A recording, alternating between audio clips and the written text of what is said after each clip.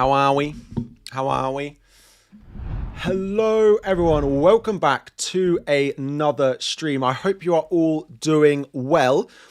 Thank you all very much for joining. I have a new stream setup or like layout for where I put my stuff to try and be able to see more things at once. And everything's now really small. Everything is now really small. So let me just put it back to the way it was because... yeah, 1 second.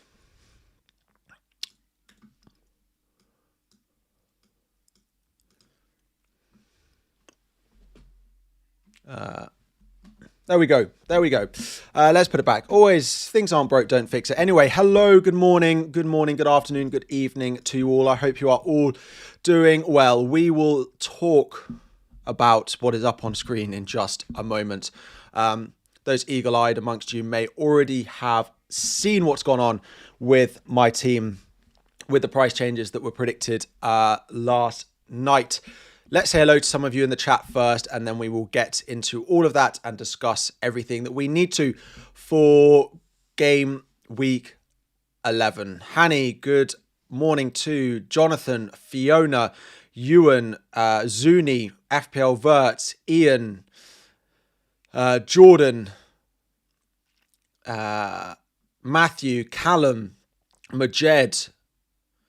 Hello to all of the members and moderators in today. Robin, hello to you. A special thank you to all of you for your support on the channel. To everyone else, Tom, James, DC Mine, Sanderpan, Temps, Tom, Elias, Neard, Torp, Sham, King, Darren, Wolverine, Ivy, Matthew, Azam, Yarop, Shanti, Ellen, Chad Jackson, Jesse, Will, Harry, Amir, Zarka, Flexoff, Mice, Tim, Random User, Tom, Black Hole, Ruben, and Lane and Winston. Hello to you all. Good morning. I hope you are all doing well. Welcome to the... Weird. Hello to the game. Welcome to the game week 11 deadline stream. Sorry, everything is all over the place. I tried to change my setup and everything's gone everywhere. And now I'm all flummoxed. I'm all over the place. But you may have seen up on screen, I have made 2 transfers. I've made 2 transfers. I made them last night because there was a predicted price change for 2 of the players involved. Gyökeres was predicted to drop in price, and Gyökeres did drop in price, and Ismaila Sarr was predicted to rise in price, and he did rise in price. If anyone in the chat wants to let me know what Ismaila Sarr's new price is, that would be great. No pun intended. And that is that. I actually have, I think, 3.9 million left in the bank after doing those moves, which is enough to do Iliman and Die to Bukayo Saka if I wanted to. I just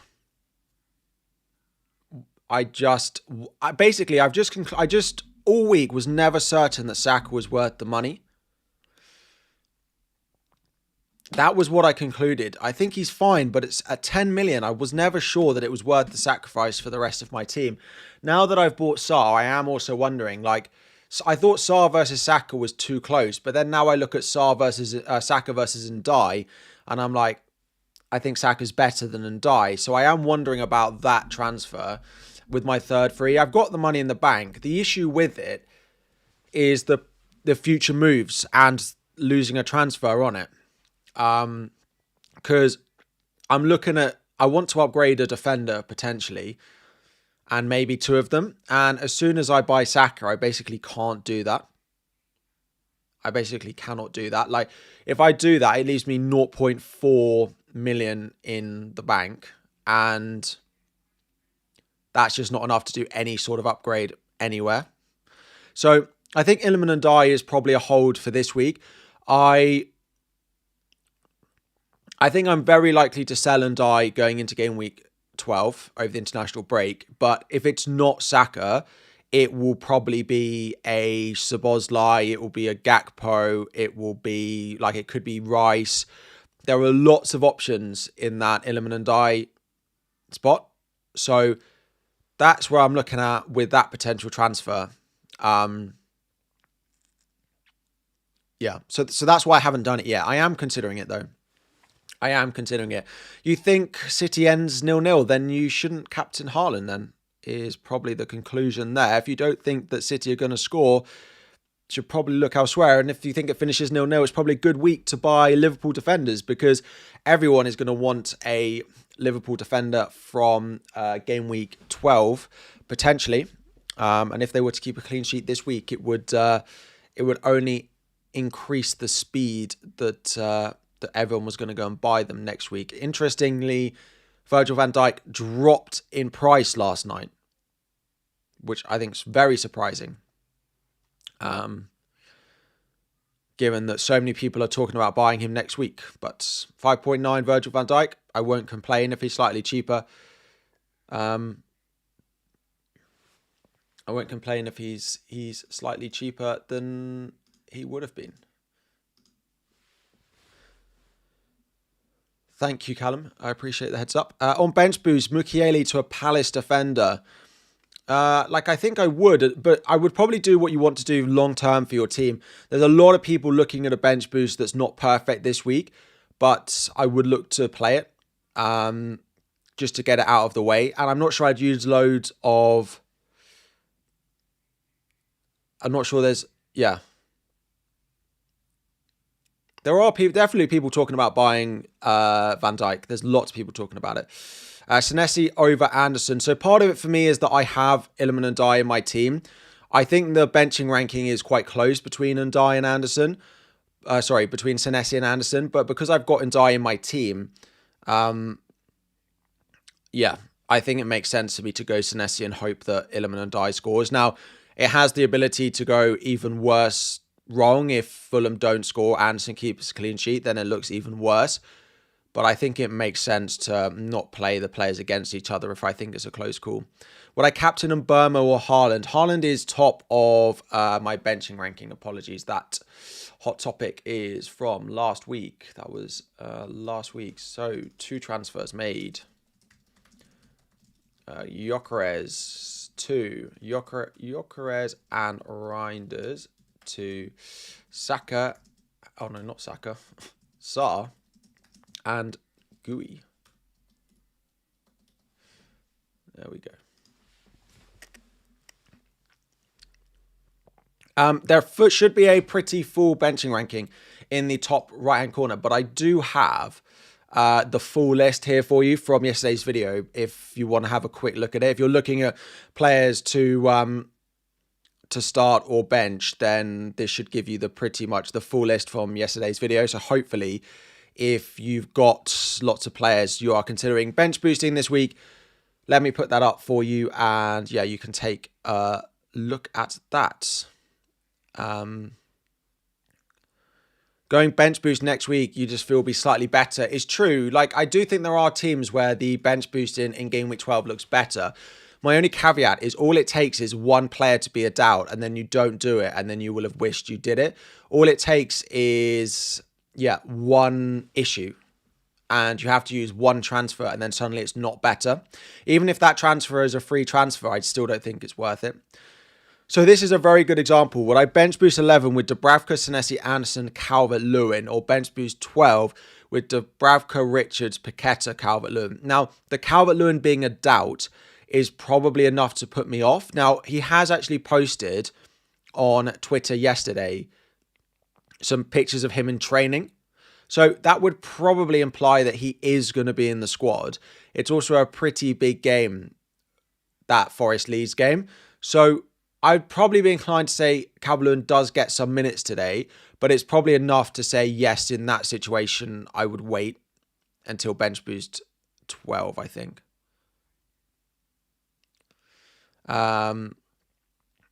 Play 1, bench 1, Voltamada or Semenyo. I'm pretty sure I would. They're both right at the top, so I'd want to play both of them. But I think I'd go Semenyo. Yeah, they're right next to each other. Semenyo over Voltemada. Just it's close. It's close. Bench boost with Kudus. I think I wouldn't unless we hear anything in the build up to the deadline. Of course, the Spurs team are the early kickoff, and anything positive we hear on them and on Kudus could swing that, but unless we get that, I probably would hold. Sounds like he was a big enough doubt for this game. Not to play at all midweek. Obviously, he was carrying something last weekend, so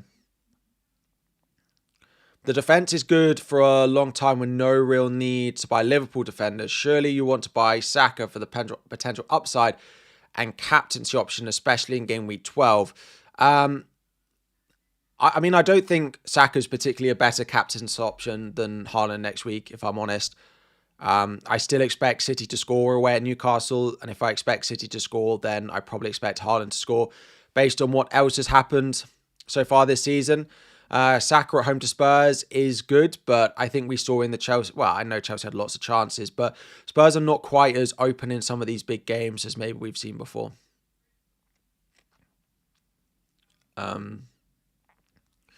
So, yeah, I can still do and die to Saka, but I just might wait. And if I get it wrong and Saka does well today, then I may well just do and die to Saka over the international break. And yeah, like I've missed the points on that transfer and maybe I should just do it now. But there's also a world where it's not worth the money and the other upgrades elsewhere are probably worth it better. Like, it could be Iliman and Die to Brian and Burmo. Like, it could be Iliman and Die again to Declan Rice. It could be Dominic Szoboszlai. Because if I go Saka in for and Die, I don't have an obvious place now to get a Liverpool midfielder. If I wanted a Gakpo, I wanted a Szoboszlai. I'm not sold on them in general, if I'm honest. Busy week laying carpets with David Raya. David Raya rising in price again. Those carpets are getting expensive. Enzo or Pedro. So why did I buy Mark Guiu over Pedro? Just because there's like 3 million worth in it.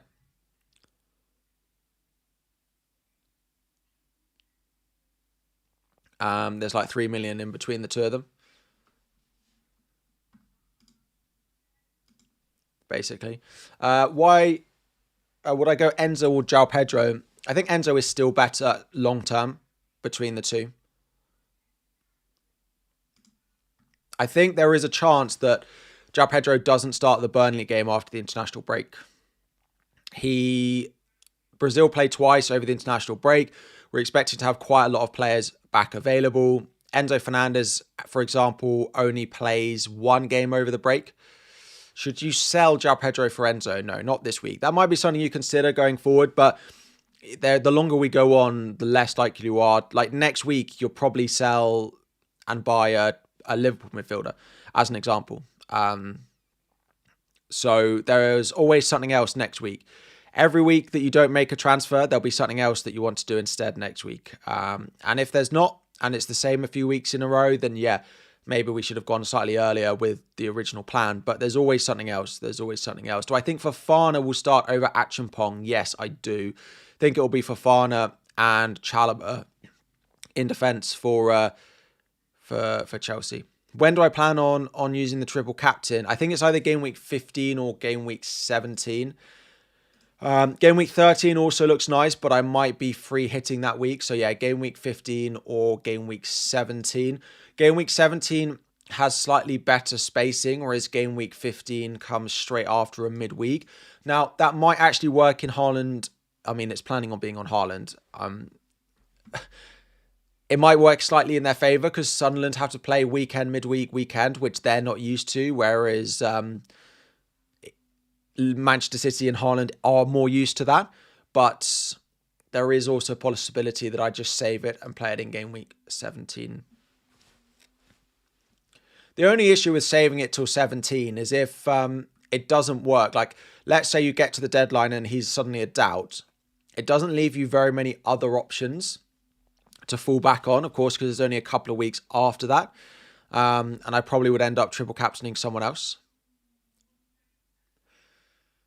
Would I start Senesi or Burn? So again, we can have a look at the full ranking. I feel like it's quite close. I have got Burn above Senesi. His goal threat is better. I still back the Newcastle defence, even though away from home they've not been great. And I do think Villa score. So, yeah. That's where we're at. If I could upgrade a defender, I do road on to Van Dijk. Would be that's probably the plan. Unless I just do like Richards to one of the others. And I spoke about Richards in my complete guide video yesterday. And the thing with him is he's never going to be the Palace defender that does it all. He's never going to be at the end of the game week. The highest scoring Palace defender was Richards. Like, that's never going to happen. Basically never. So I'm absolutely fine having Richards. And in isolation, he's the best 4.5 million defender in the game now, with Senesi being so expensive. But when you look at it in terms of the Palace defenders, every week, people who own Lacroix, every week, people who own Mark Gay, every week, people who own Munoz, one of them will have done something probably more than Richards. Now, there'll be a week where none of them do anything, and then it's fine.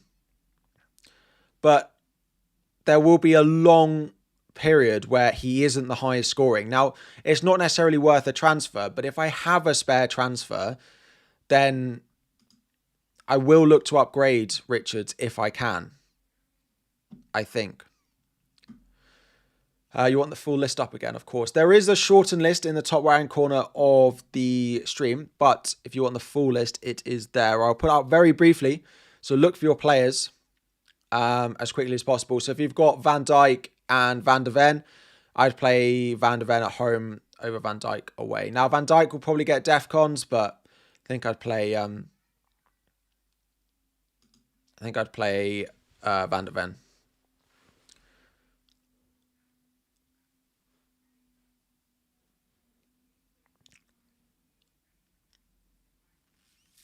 Will Neto play? Yeah, I think so. I do think it will be Neto Esteval. In my free hit draft, people didn't like it, but I put Esteval in it because I do think he'll start. And when he starts, he's a great pick. So is Bruno worth the extra 0.5? So when it was $1 million, I think I would have gone Mbermo. But now I think I'd go Bruno, particularly because of the saved transfer when Mbermo goes to the African Cup of Nations. So I know you get the 6 transfers, but I just think I'd go Bruno now. As their price gets closer and closer, I think Bruno over Mbermo becomes a better call again. When there was a full million between them, I was pretty certain that I would just go Mbermo, save the money, but there isn't so much between them now. Do I think Krupi Jr. is going to start? Probably not. Like, my prediction is no. My prediction is he won't start after the international break. It isn't impossible that they're still getting Evan Nilsson back to full fitness, though. And it could be a Krupi Jr. start again today away at Villa. But I think it will be Evan Nilsson. I think he'll come back in. That's my prediction. So that's why I've gone Mark Guiu over Krupi Jr. because I don't think we're going to be reliably starting Krupi anytime soon again. In which case, I may as well just go for the cheaper one. So a few super chats. Yes. If you have Kudus, you transfer him out. Yes. If so, for who? There's lots of them. Sarr, Enzo, Rice at the same price probably. You could just play back 4 with those 4. I still would probably look to sell him unless you think you'll want Szoboszlai next week, in which case you can play it back 4. Do James and Pedro play? Yeah, I would see no reason why they wouldn't today. Thiago versus Welbeck for the next 2 only. So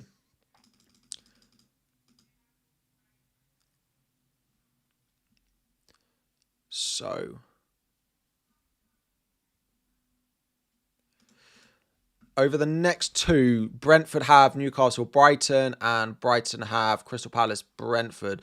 Welbeck's slightly better for the next 2, I'd say. I think I was buying for the next 2. I would buy Welbeck over Thiago. I think long term, I'd rather Thiago.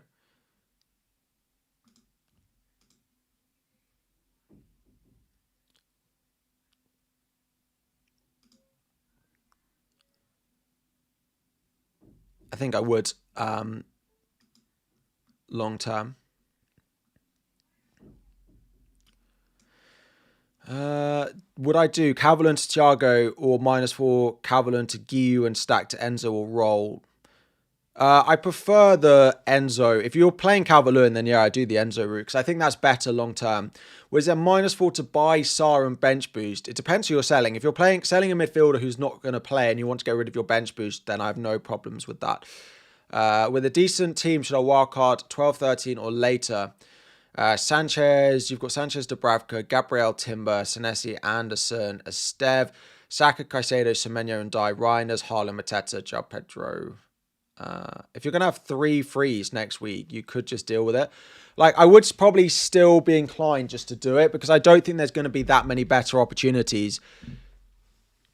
I don't think there's going to be that many other opportunities for you to play it that's that much better unless you save it for like game week 19.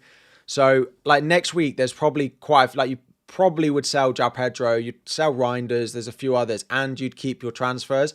So I would consider playing it next week. Enzo Sarr for the next 2 only. I'd go Enzo for the next 2. Yeah. Will Guiu get any minutes? Probably not, especially with Delat back. He probably won't get many.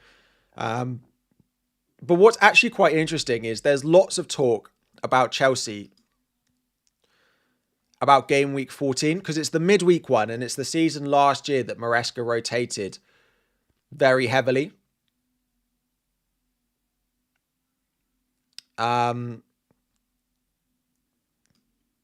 So if they rotate heavily again and I've suddenly got Mark Guiu away at Leeds, there's going to be temptations. There's going to be talk in game week 14 with people with Guiu. Oh, Chelsea are going to rotate. Should we start Guiu? I don't think I'll be doing it. The last week for the African Cup of Nations players is likely to be game week 17. They will go. So game week 16 they'll play. Game week 17 they'll go. It's not an exact science. There are some players who might miss. Game week 16, and there are some players who might even play game week 17. It's not an exact science. It depends when they've got friendlies. It depends how strict the national team are for calling them up. There are a few things in play, but game week 17 is probably the benchmark of what we'd expect. Who should I bench, Caicedo or João Pedro? I'd always play the goal threat. I'd play the João Pedro over Caicedo every time, I think. Is it worth taking a -4 to replace Kudus? It depends who you're playing instead, but the issue is that's a transfer you're going to want to make regardless. And if you look at your team in game week 12 and you've still got other transfers that you want to make, then I would just be inclined to do it. Like, the -4 might not pay off this week, but if you don't do it this week, then your free transfer in game week 12 will be to do the same transfer. And then in game week 13, that'll be the first time between now and game week 13 that you have a transfer to make, unless it's for a hit. So I would probably just get it out of the way, especially if you're buying a midfielder you like this week. If you want to go to Szoboszlai, that's the thing with a lot of these midfielder transfers. If you prefer a Gakpo or a Szoboszlai over going for an Enzo, a Rice or a Sarr, then that's fine. You can just wait and do it over the international break into game week 12. Panoli, where would I bench boost with? Dubravka, Diouf, Senesi and Longstaff? Definitely. Yeah, with Diouf at home to Burnley, I think that's good enough on its own, to be honest. What are we saying on Captain and Burmo? It's not enough for me, to be honest. I still don't think I'd do it. I still think there's enough doubt that Man United have been poor in enough games earlier on in the season that I wouldn't put the armband there. I think Mbeumo's a good pick. Would I definitely... would I do it? No, not really. I think he's fine to own, but not to captain. You've got Anderson and Tarkowski on the bench with Thiago and Dubravka. You think it's worth transferring one of the defenders to bench boost? Anderson, Tarkowski, Thiago, Dubravka. You can bench boost that without making any transfers, I think. Yeah. Should I do Reinders to Sarr or Rice and bench Thiago? I probably wouldn't. I'd probably just wait a week and just play Thiago, I think. With a decent team, we did -4 to buy Sarr and bench boost. Yeah, it depends who you're selling. Enzo Fernandez or Declan Rice. Probably Enzo. Declan Rice might be a slightly better long-term pick. I'm just not certain he's in the best 3 Arsenal just yet, though. Pope to Sanchez or Waltemada to João Pedro. You like the first one. I'm not sure I'd do either of them. Sanchez is probably better short-term. Like, I'd prefer the Sanchez one short-term. But from game week 15, you'll probably want Pope back. So I'm not sure I'd do either. Gyökeres and King to Guiu and Saka for a hit. If you want Saka as your Arsenal player, then yeah, I would just get it done. You've got 2 free transfers. What I do, Gyökeres to Guiu and Xhaka and Dye to Sarr. I'd rather sell Xhaka because at least you can play and die every week. I don't think you really want to play Xhaka every week.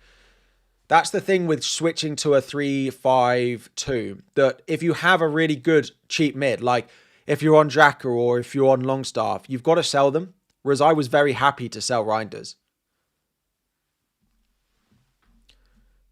I think he'll... Yeah, so that's the difference. Like, for me, it was fine. Like, I was absolutely in no position thinking I need to keep Reinders.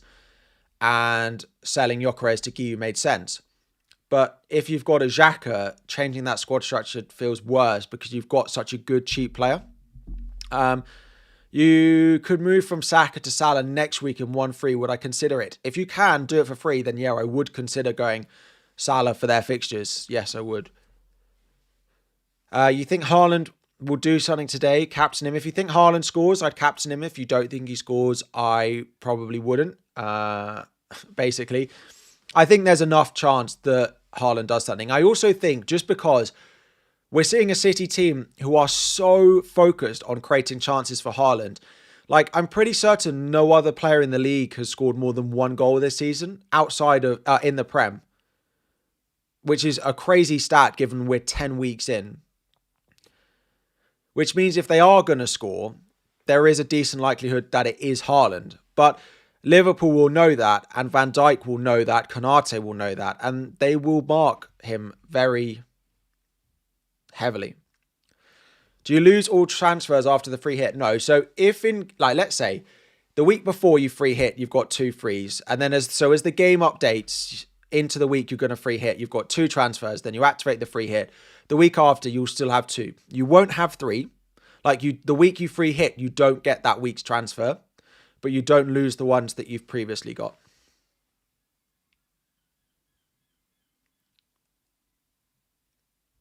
Any reason for triple Palace and not triple Arsenal? I mean, the Palace players are a lot cheaper to start with. They have a player in every position that I like. So, like a forward. I did have Gyökeres last week. Sarr versus Saka was a pretty close call. I might still end up with Saka. I might end up with Rice. It's not impossible that I go, you know what, Richards to Calafiori, Anderson to Van Dijk next week, and I go triple defence. I don't think I will, but I'm not ruling it out.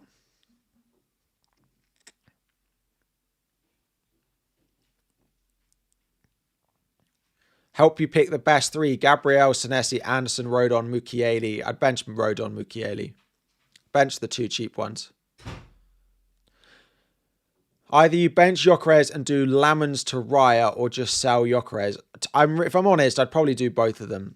I don't think Lamens is the best buy. I mean, some of the fixtures coming up are not bad, but I don't think we trust them enough defensively to be buying their goalkeeper. Will Reinders start? Probably. It's not guaranteed, but probably. Double Palace defence, I don't love. Like, if you can bench Richards as an example, if it's your second one, then I probably would. I do think Brighton have looked pretty good going forwards. I mean, Palace have looked good, but yeah, if I have the choice, I probably wouldn't. Did I do Gyökeres to Guiu and Reinders to Sarr? Yes, I did. Yeah. Sarr rose in price and Gyökeres dropped last night. I was so torn. I almost didn't do the Sarr move. I did the Gyökeres out move to Guiu first. I don't know. Where do I see, like, the time I made that transfer? Yeah. Yeah. If anyone wonders what I do with my time in my evenings, this was while I was lying in bed. 7:34. Sorry, 11:34. I did Giu in for Gyökeres, and then at just past midnight, I sold Reinders to Sarr, and then I went to sleep. Basically, that's what happened. Is Saka instead of Bruno? That's also a possibility. If Saka does well and Bruno disappoints, then I could do that move. But I think if I'm doing it, then I'll probably sell and die. I think Bruno versus Saka is really close, if I'm honest. Best time to free hit.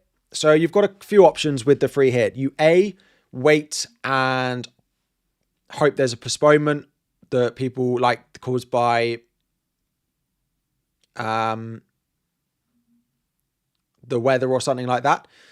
Or you play it in a week where you don't have a player you like or your team looks particularly weak.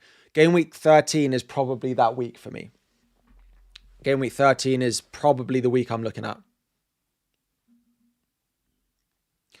Would I bench boost Dubravka, Rodon, Anderson, King? King's always a difficult one.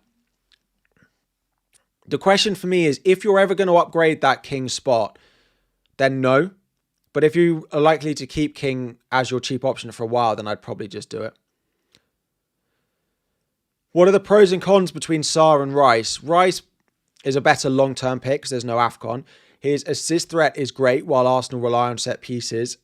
Sarr has better open play threat and his goal threat is higher. So,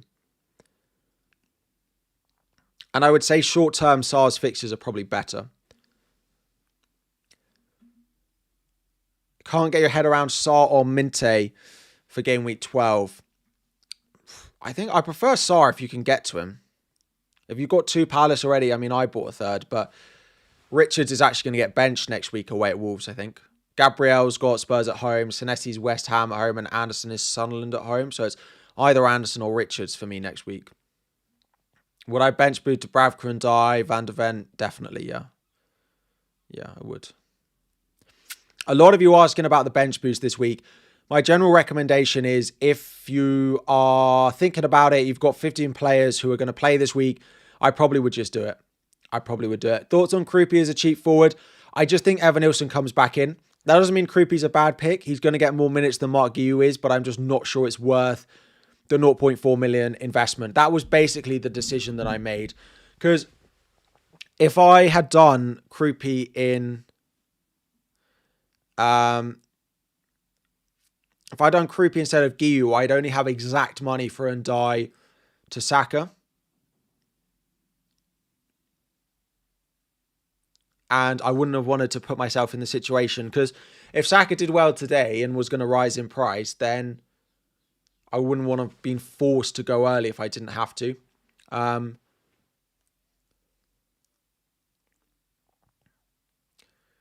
Why don't I buy Trossard or Garnacho? Just their minutes are definitely not high enough for me to consider buying them. I'm always a buyer player who I think their minutes are good generally.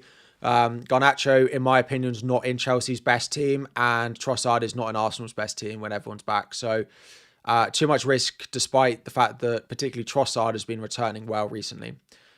Would I bench boost Dubravka, Burn, Krupi Jr. and Anderson? Again, question comes down to if you ever plan on upgrading Krupi, because if you think you'll upgrade Krupi, then no, I wouldn't bench boost with him on it. But if you're not going to upgrade him and he's going to be part of your bench boost whenever, then yeah, I probably would do it. Would I do Stack to Rice, Reinders to Sarr? Yeah, I don't mind that couple of moves. Stack and Reinders out, both is a nice combination. What do I think on Grealish? I don't think Grealish is an FPL pick right now. I think his goal threat is way too low. He's great for assist potential, but the issue is he's playing in a team that have strikers who are missing a lot of chances. So even if he's, creating an awful lot of chances, which he has done this season, he's created a lot. But if players are going to miss those chances and his goal threat on his own is not high enough, that's why Ndiaye for me is the better pick out of the two. I think Evanilson will start over Krupi Jr. I do. It's my prediction. I don't know it. If you've got Krupi and you're going to bench boost with Krupi, this is probably the best week to do it. Because I think there's probably the highest chance that he still plays. The other week you could do it is game week 14, but that's midweek because midweek increases the chance of Kroopy's minutes, but it also decreases the chance of everyone else's minutes.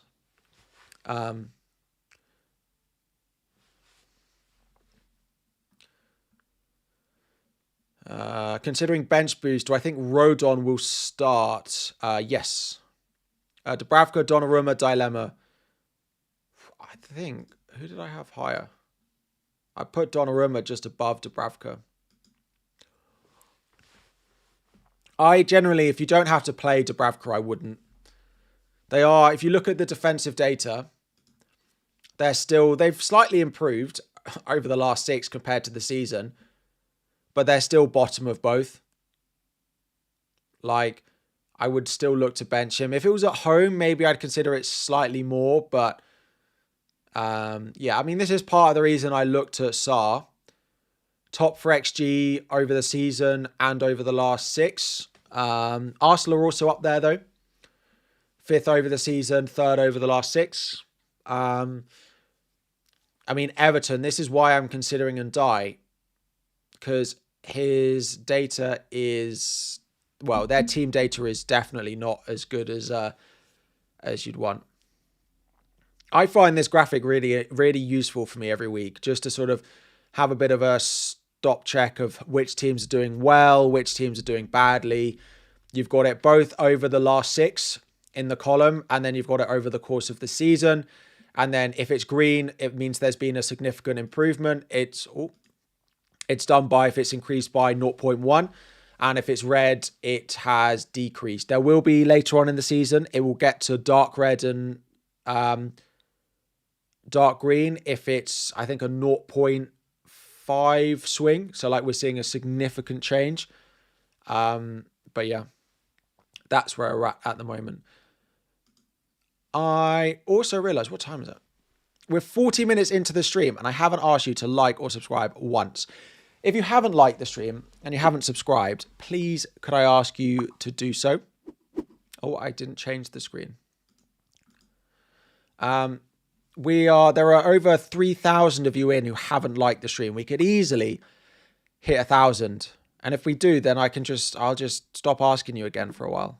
Caicedo or Enzo? I still prefer Enzo long term. Why Guiu over Pedro? Just because he's going to sit on my bench is... that could be basically no player there, basically. Do I reckon Reinders will start? I think he probably will, yeah. I think he probably will. -4 for stack to Rice. Don't mind that. But it means you're benching Van de Ven. If you know Rice is what you want long term, then I would. But if you think next week you might look at a Liverpool midfielder instead, then I probably wouldn't take the hit and just look at it next week instead. -4, Kudus out to bench boost. Yeah, I probably would buy a midfielder that you like long term and this week. Leeds are above Bournemouth and Spurs, but Rodon is under Senesi and Van de Ven. Yeah, but it's also about the matchup this week, right? I just think Forest score against Leeds, and I haven't been particularly impressed about what I've seen from Leeds. There's lots of things that the benching ranking's not purely based off who's a better defence or not. It's also based off the fixture, and it's also based off the like DEFCON and stuff as well. There's lots that feed into that. Gakpo and Reinders to Sarr and Paqueta. If you're wildcarding 12. Yeah, I don't mind Paqueta as a 1 week punt. Yep. 1 week punt to buy this week. I mean, you probably are looking at Chelsea, right? Or Arsenal. You're probably looking at Chelsea or Arsenal if you're buying for a 1 week punt. Like, you could go Delap, take a punt. Scenes when Gyökeres scores a brace. I mean, if Gyökeres plays and he's not being included in the Sweden squad, then there's something weird going on there. But sell, burn, and get someone or roll and start. Sell, burn, and get someone or roll and start. I'd probably just roll and start. I don't think there's that many defenders that I'd buy this week. I think clean sheets are quite difficult this week. Unless it's like Arsenal. I think Arsenal and Chelsea are the only teams like above a 35% chance. And once you dip below that, other things become more important, like picking DEFCON ones. Yeah. Anderson versus Senesi is close to me. A few people asking about it. I think objectively Anderson might be better than Senesi, but I have and die, and I don't really want to play them against each other.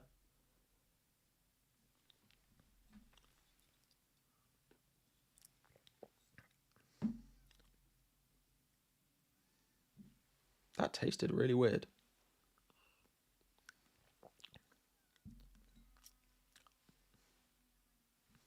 Weird. I think it's because it's got a little bit of squash in, and I did my teeth. I brushed my teeth before I streamed, but it tasted all right when I tried it earlier. Anyway, Burma captain, is it good? I personally I think away fixtures for him are not as good as home fixtures. I think there's enough good home fixtures like game week 12 and 14. You can definitely captain in Burmo, but I don't think I'd be doing it this week personally. And it's the early kickoff. We all know how we feel about captaining a player in the early kickoff, I think. Yeah.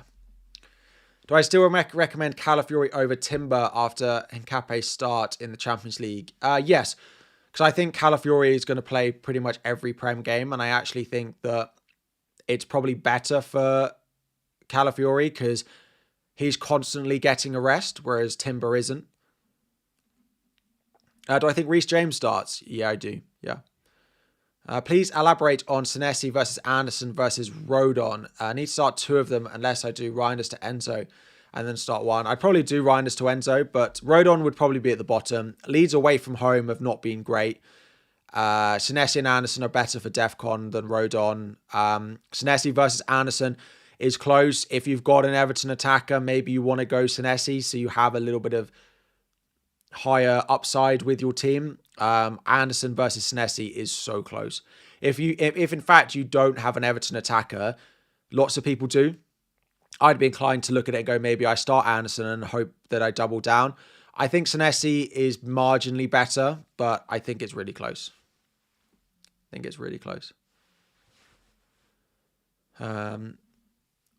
Van de Ven or Anderson. Let me put the benching ranking back up for a lot of you for just a moment. There is a shortened version in the top right, but that is the full version from yesterday's video if you didn't check it out. And yeah, take a look at where your players are, where your goalkeepers are. Leno or Dubravka. Leno is above Dubravka on that list. Paqueta or Enzo on a free hit. Enzo probably, but if I was on a free hit, I would be tempted to go Paqueta and do something a bit different because he's so lowly owned. I've already bench boosted. A few questions about chip strategy for me in the chat. I've already bench boosted. I've already wildcarded. So I've got triple captain and I've got free hit. The plan at the moment would probably be, if I had to say, free hit 13, triple captain 17. Would I captain Gabriel over Haaland? Probably not. I do think Sunderland have been good at home this season. So the trend of clean sheets has got to come to an end at some point. I still go Haaland. I don't mind it on Gabriel, but I still don't find myself wanting to back a defender for captain, particularly when I've also got Raya. Is King a good option? King is always somewhere between a great option and a terrible option. Basically, what I mean by that is King is a fantastic option to have on your bench because he'll play minutes. He's got some open play threat, but you're never really worried about benching points. If you want to start him often, he's not a good pick, no. If you want to buy a Chelsea defender, Chalobah is the one I'd recommend. I'd buy him over Reece James. He's slightly more nailed, I think. His DEFCON isn't bad. He's also cheaper, but I wouldn't go down to a Fofana. I wouldn't go down to a Tosin. I wouldn't buy an Acheampong because that right centre-back spot is difficult. I actually think Fofana, if I had to buy one of them, it would be Fofana, but I wouldn't buy any of them. I think João Pedro will start, yeah. I don't see any reason why he wouldn't. We'll do my challenge team afterwards. They've actually got a really cool prize this week.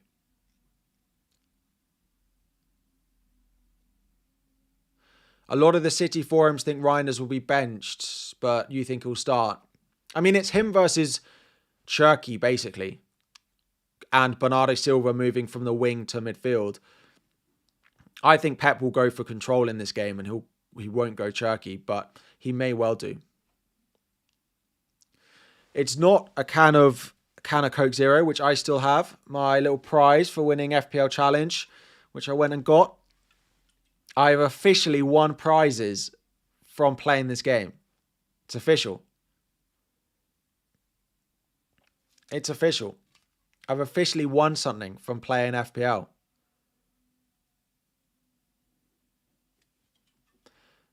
I actually had a second one, but I drank the other one. I'm keeping that as memorabilia. Thiago over Ndai. Probably I'd play Ndai, I think. Why Guiu and not Thiago? So the reason I didn't go Thiago is, right, so if I get their next 5 fixtures up, where are Brentford, right? So Newcastle, Brighton, Burnley, Arsenal, Spurs. Right, let's sort by difficulty. Brentford are right down here, right?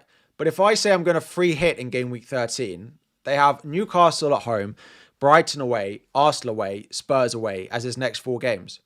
So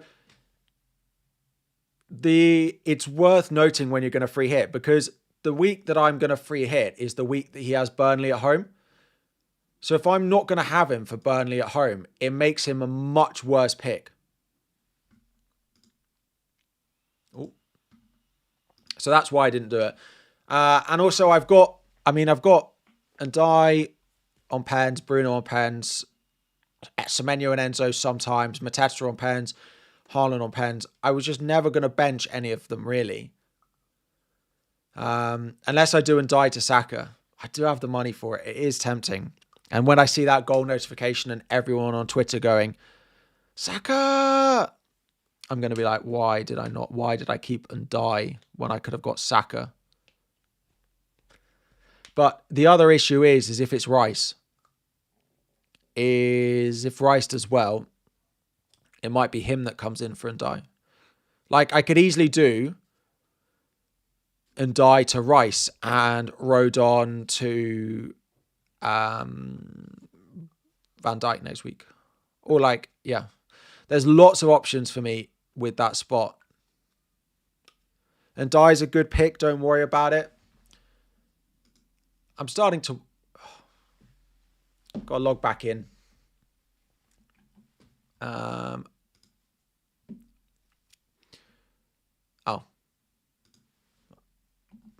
That was weird. Yeah, I mean...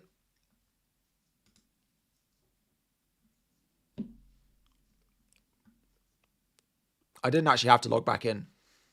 I just refreshed and it was fine. Weird. So the only thing with Ndai, the returns are fine. He's not pulling up any trees. He's not painting any ceilings, really. But he's a good carpet layer. For anyone who understands the reference. But no, his returns have been fine. But I don't think he's not particularly explosive. Everton don't score enough goals. Now, I'm sure you could see similar if you looked at Saka's points. Rice has actually been quite good. So I just think there's quite a lot of mids I might want in that position that I'm not sure it's worth making that swap this week. Sarr or Szoboszlai, long term, I think Szoboszlai is better.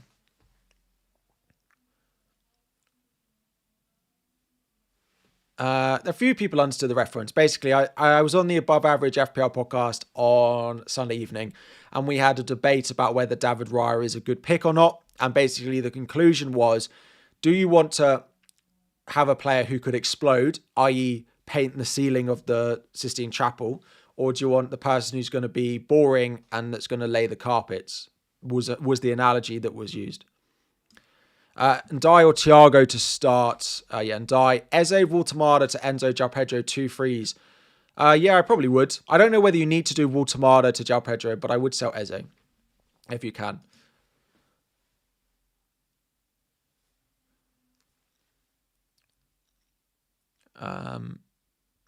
I do now have 2 players who are going to AFCON in my midfield. Yep. But I would say chances are I'll only have one going into game week 12. I also think I'm going to have an abundance of transfers, right? So let me show you this on Plan FPL. So I took out Gyökeres and I took out Reinders and I brought in Ismail Assar and I brought in Mark Guiu. You can check this out. It's completely free. If you want added benefits of like future projected points and stuff, you can. It's in partnership with Fantasy Football Scout. Game week 12. So I probably don't need Van Dijk next week. This is what my team will look like. So I might sell and die. Like, let's say I do and die to Saka next week, right? It doesn't leave me much in the bank, but game week 13, right? Free hit because my team doesn't look great in 13. Game week 14, I then roll around and my team looks pretty good again. Like Raya at home to Brentford, Gabriel at home to Brentford, Snessi at home to Everton, Richards away at Burnley, Enzo against Leeds, Sarr against Burnley, Semenyo against Everton, Saka against Brentford, Bruno against West Ham, Haaland against Fulham, and Mateta against Burnley. Game week 15, I will then have 3 free transfers and I have to use them all because it's the week before we get all of the African Cup of Nations transfers. So I have to use all of them in game week 15, and I don't know exactly where I'm going to use them. Sarr will probably go. Like I might do the Raya to an Arsenal defender swap. Enzo will probably go. And then maybe one more will probably be what I do. So I might well end up buying Saka. You want the XGC table again, of course. There you go.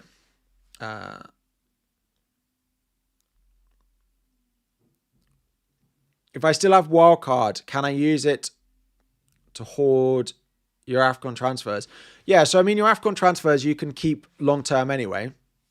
So you could just wildcard now, roll until AFCON, and then just keep all those transfers. Selling Reinders, you have 3.4 in the bank.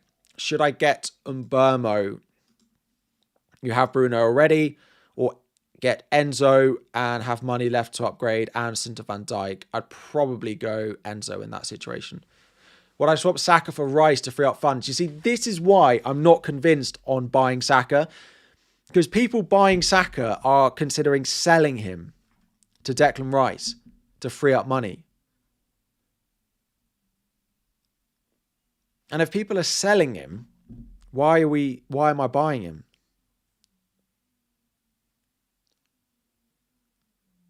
Like, there are definite Saka owners who want to sell him. And it might be that I get it wrong, but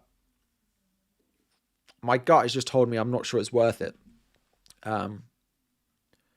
Yeah, my gut has just told me it's not worth it.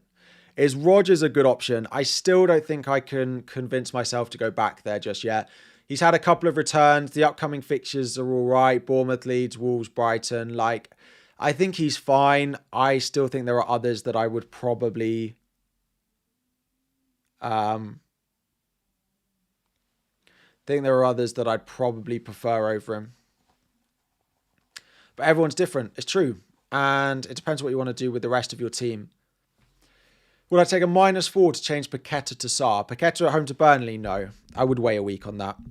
Would I bench boost Dubravka, Mukiele, Dewsbury Hall, Estev? Yeah, I would. A lot of you, I just get rid of the bench boost. I have to say, not having it is a very freeing experience. Very freeing experience. Having no bench boost. Would I bench boost this? I wouldn't if it was Mark Guiu. No. But if I still had bench boost, I probably might not have bought Guiu. I probably would have bought Krupi and just bench boost him and hope he started. So no. Is Neto going to play? Yeah, I think he will. Vice, Sarr or Mateta. Mateta, I actually think I might move it off him now. I mean, Haaland is going to be fine, right? It's Liverpool at home.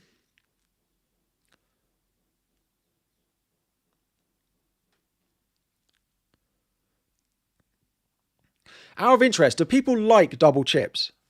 At this point in the season, are people pro or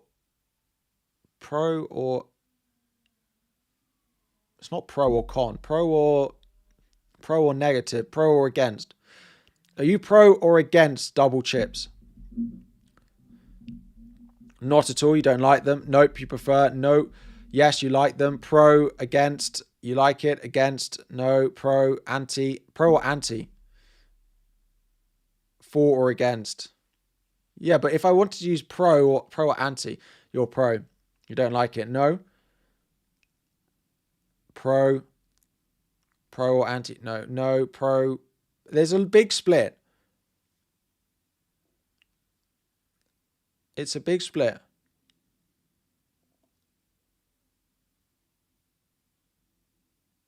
First half of the season's been more engaging because of double chips. I think that's probably fair. I think that's probably a fair comment. Oh, by the way, can I do this? Hang on.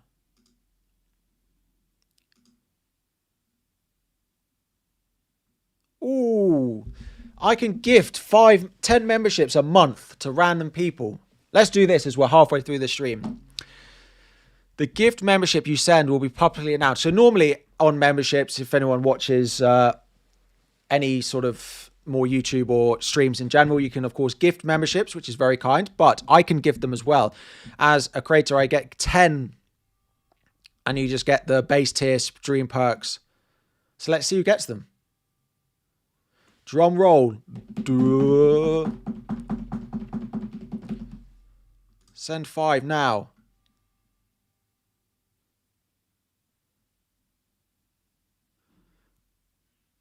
Connor 1. Connor 1-1. Daryl 1-1. Khaled 1-1. Dale 1-1. And Forever Evolved 1-1. Congratulations. Anyway, back to the stream. Back to the questions. There's lots of you considering bench boost. If you've got a bench that you think is decent enough and you've got all 15 players that you think will get minutes, then I probably would play it. I probably would look to play it, yeah. I've got 3.9 million left in the bank, so I can do and die to Saka. I'm just not sure I want to use my last transfer and only have one over the international break.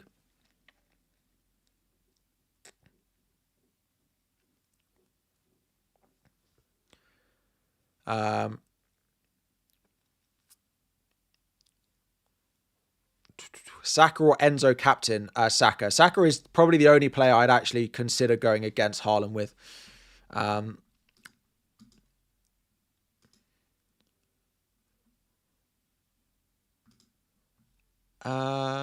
So let's put it in subscriber only mode. You literally will have had to have subscribed for 1 minute. We do that for the second hour of the deadline stream. So if you drop a subscribe if you haven't already. And also we are 70 likes away from 1,000. And there are 4,000 of you in who haven't liked it. I don't know the percentages, but anyway. If I had to captain a Chelsea player, would I go Enzo or João Pedro? I probably would go João Pedro just because I feel like he is likely to play more advanced. But Endo's minutes are probably slightly more secure given the minutes that João Pedro played midweek. Maybe Enzo's slightly better. Maybe I'd go Enzo over João Pedro if I had to captain a Chelsea player, but I wouldn't. You have the same team as me, but would I bench boost? Like, if you've got Mark Guiu, I wouldn't bench boost. No. Guiu's to free up money. He doesn't get minutes. So if you've gone Guiu, I don't think you can bench boost. But then that's an issue of when you will, because you might you might have to bench boost 14 and hope he gets minutes in that midweek fixture. Or one of the like busy Christmas weeks. Like wait for game week 19, see if he gets it at home to Bournemouth in between Villa and City. Like maybe you wait for one of those and hope Guiu starts or gets minutes. Because I don't know if he's going to get on the pitch today.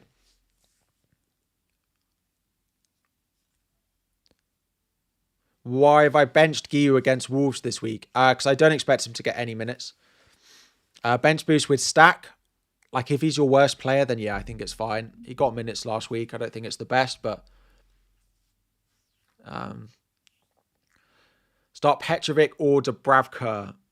All of the goalkeepers should be in the goalkeeper ranking in the top right. If you're looking for benching rankings, we'll have a look again at the full list in just a moment. But if you keep your eye on the top right, there will be a goalkeeper list in about 30 seconds or so. Delap is available. I think Delap will start. I think João Pedro will play in the 10. I think Enzo Caicedo, Neto, and maybe Esteval. Would I sell Fernandes for Rice? No, I wouldn't, no.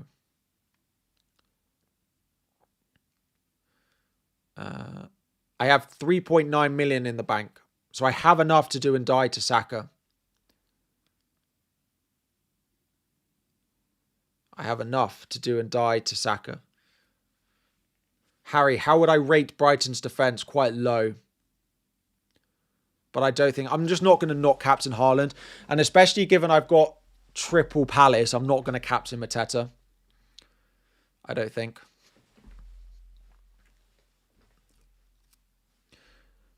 Saka or Rice. This is why I'm really uncertain, because that's why I haven't bought either of them, basically. I would have to pick Saka if I had to pick one. When will the Bruno agenda stop? I don't know, in terms of him being a bad pick. I mean, I think he's been absolutely fine. 10. Then he missed a penalty against Brentford. Just imagine that run of games from game week 5 if he'd have scored the pen against Brentford. It would be like 10, 11, 3, 8, 4, 5. He'd be looking great. And I know he missed the pen, right? But in those games, I said this on one of my videos, Chelsea, open play goal. Brentford, he had a penalty. Sunderland, blank. Liverpool, open play assist. Brighton, DEFCON.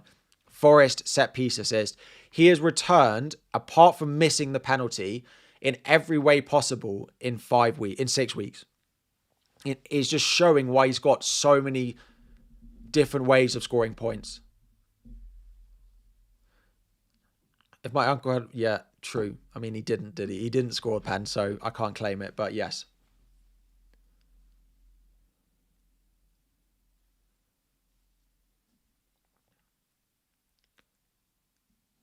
Are Everton the 3... presumably Everton are at 3 o'clock today. Yes.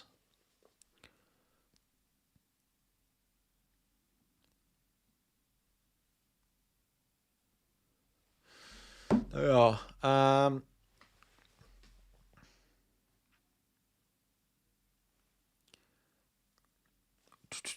Where were we? Gyökeres to Thiago now, as Thiago is predicted to rise. I mean, if you want Thiago for this week, he's fine. I don't think the next 5 fixtures are amazing, but I think he's probably my third favourite forward in the game at the moment.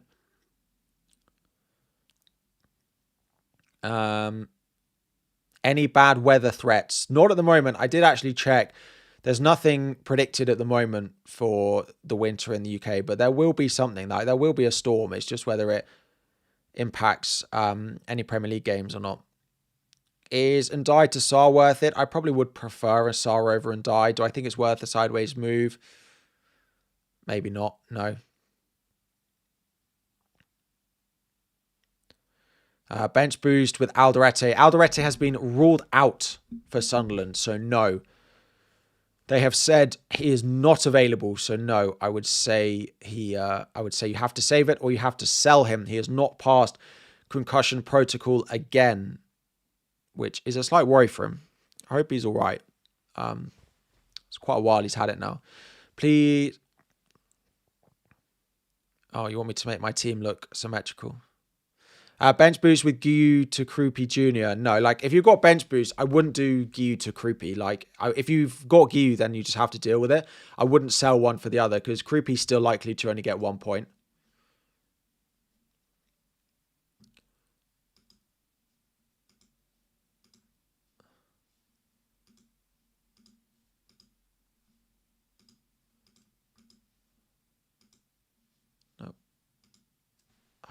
I can't make my team symmetrical on here. I find it much easier on the app. Sarr or Enzo? I still think I prefer Enzo out of the two. I think.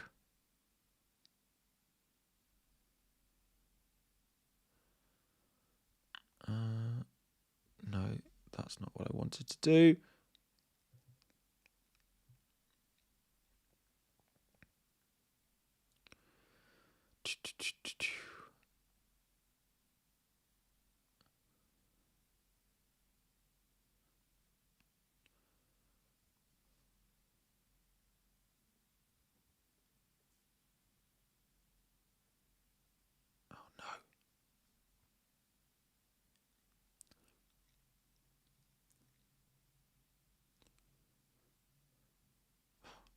I almost got there and then I got it wrong.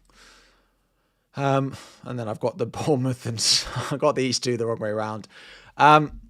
Anyway, play Senesi, Tarkowski or Anderson this week. Tarkowski at home to Fulham. If you want to sell him to get the money, then I think it's fine. But if you've got him, I would definitely start him. Saka captain, mark my words, is one of the better fixtures he had. So I don't mind it at all. Van de Ven start ahead of Senesi. Let me throw the benching ranking back up for you. Van de Ven, yes, over Senesi. Yeah, I would. Do you think you sell Gyökeres to Mateta for a -4? I probably would. The reason for it is if you don't do it this week, you'll probably want to do it next week. And you'll probably want to do it going forward anyway. So, yeah, I probably would just get it done. Why do I like Enzo Fernandez so much? I mean, he's averaging 0.62 XGI per 90. Now, part of that is because he's taken a couple of penalties in that time. But even then, like past couple of games, 0.56, 0.65, 0.38 against Liverpool. I still think he's good. I want a piece of the Chelsea attack long term, I think. I might end up selling him, but I also just might not. And right now, until Palmer's an option, I don't know where else I particularly want to be in that Chelsea team. So I like Enzo for that reason. Is Rodon still the best cheap defender to get? I'd probably go Bijol at 4.9. 3.9 even. He's now 0.2 million cheaper than Rodon. I probably would just go to the cheapest one now. Who to replace Kudus with? Caicedo, Enzo, or Minte? Enzo is my favourite of those three, yeah. Bench boost, Dubravka, Malak Chow, Krippy Jr., Mukiele. Probably not. Like, Mukiele against Arsenal, Krippy Jr., probably not going to start. I probably wouldn't do those. Curious about my triple captain in 17, Haaland versus West Ham. Yeah, it will either be 15 or 17, which is Leeds at home or West Ham at home for Haaland. Would I start João Pedro instead of any of my mids? If so, which one? I'd start João Pedro over and die, I think. Yeah. It's weird. I have Ndai in my team, and for a long time I've been very positive about him, and I've been, like Ndai's still a good pick. Like I still like Ndai, and then everyone's saying this week now that I'm considering selling him. Oh, why are you considering selling him? Like he's a fine pick, and you're probably right.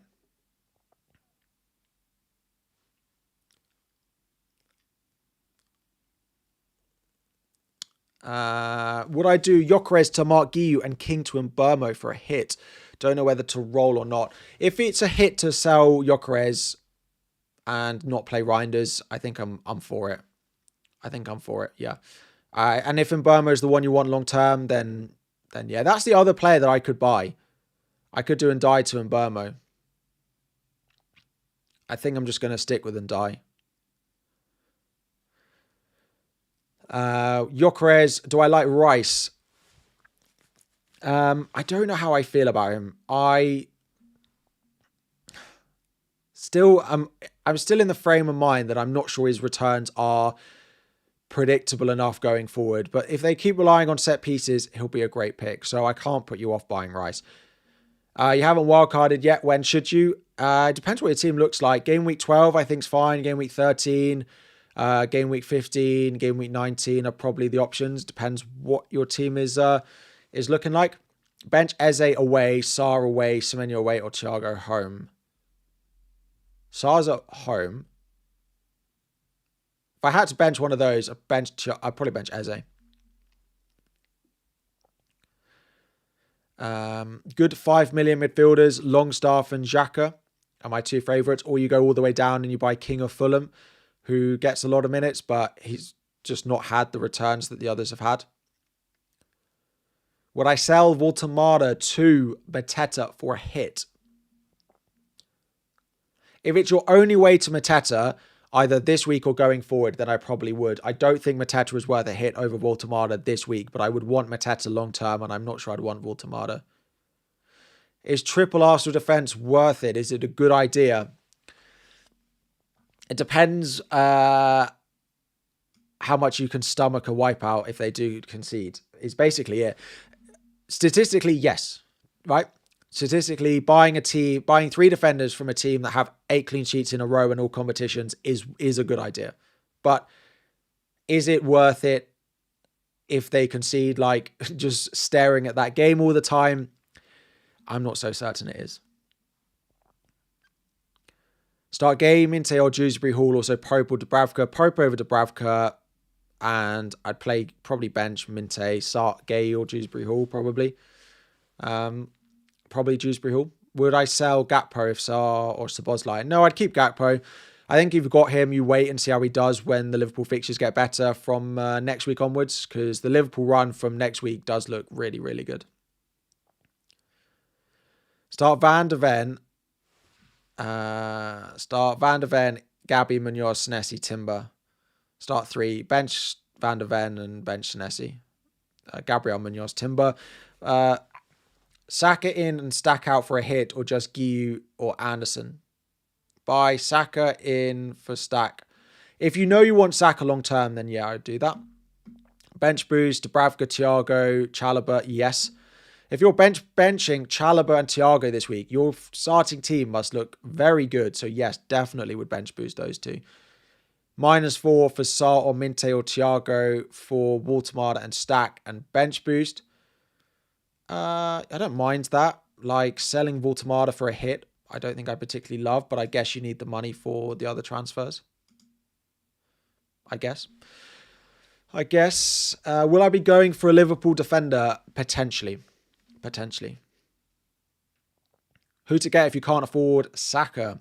Rice, Mbeumo, Fernandes, Sarr, Enzo, Minte, Caicedo, Rice, if I hadn't said him. There are lots of options in that midfield bracket, fella.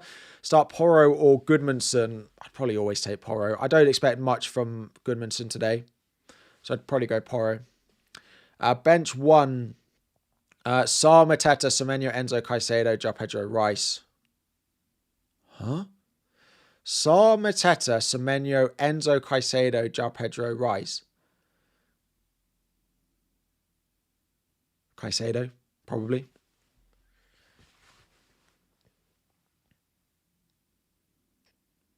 That's a rough one. That benching decision is tough.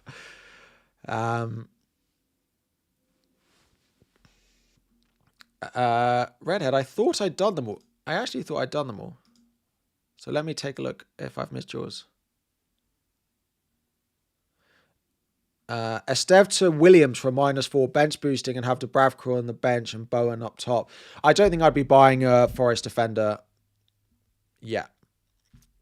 I wouldn't buy a Forest defender. No. I need to see something from them before I do it.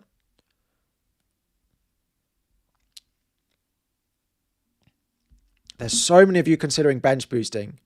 So, lots of questions in the chat about considering playing the bench boost. So, let me answer the broader question that we've got, right? Would I bench boost this week? If you've got Dubravka, you've got a decent enough defender who gets DEFCON, and maybe another decent enough defender who gets DEFCON, and an attacker who's going to get on the pitch, I probably would play it. I think getting rid of it, as fixtures become more congested, rotation will go up. There are too many things that if it looks fine this week, I would probably play it. Like here, bench boost, Dubravka, Krupi, Senesi, Rodon. Now, the thing with Krupi is if you're going to upgrade him in the future and you might have a better structure, then no. But if not, if you think you're going to keep that cheap forward spot for a while, then yeah, I would just play it. Start 2, Anderson, Senesi, Goodmanson, and Xhaka. I'd probably play Senesi, Anderson. And Mbeumo and Thiago versus Enzo, Mateta. I prefer Enzo, Mateta. 1 free transfer, Reinders to Ndai or Roll. I don't think I'd be buying Ndai now. No. Hopefully you can bench Reinders. Pope, Raya to keep Arsenal triple up. I don't think I'd be selling Pope to Raya. No, I don't think so.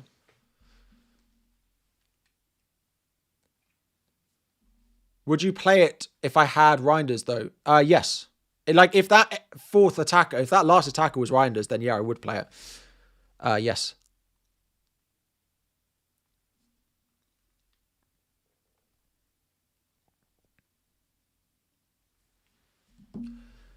Yeah. Good morning. Good morning to you as well. I hope everyone is doing well. Thank you all very much for joining, by the way. I do appreciate you all tuning in on a Saturday morning.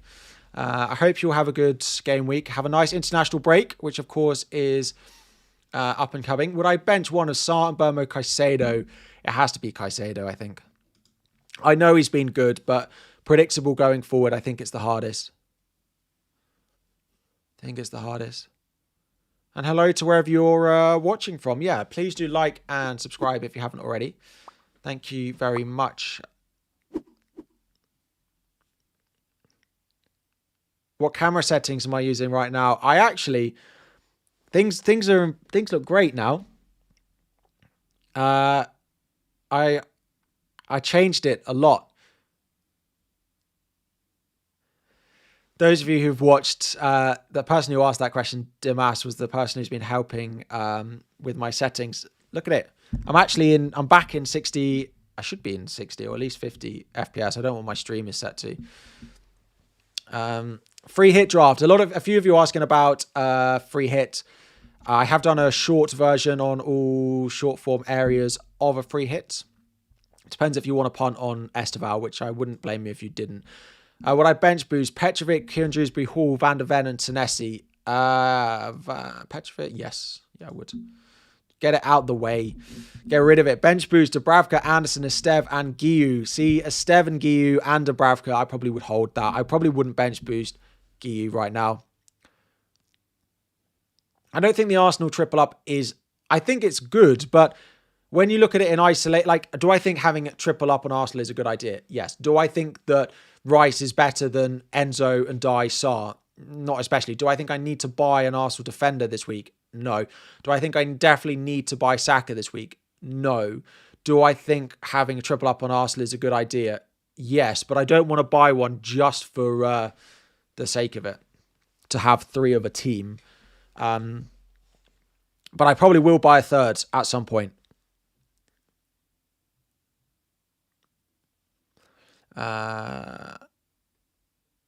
Morning, Harry. Superb content. Michael, thank you very much. As always, Reinders and Gyökeres out. João Pedro and Rice in. I don't mind if you want to go João Pedro. A few people asked me, Harry, why don't you just do the obvious transfers, which was Gyökeres to João Pedro and Sarr in? If I had João Pedro in for Guiu, I'd be benching and die, which just didn't feel worth it.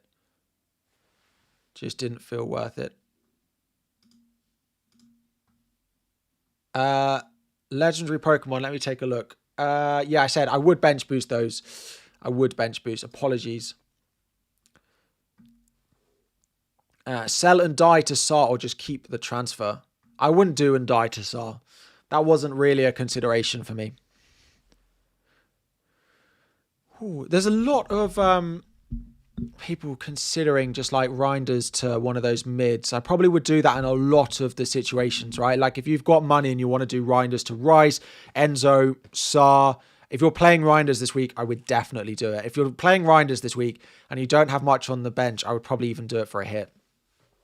Yeah, Sarr confirmed in for Reinders. I do have money for Ndai to Saka if I wanted to. It is tempting. It definitely is tempting. Bench Thiago and Ndai. I'd probably play Ndai. Would I play Richards or Keane?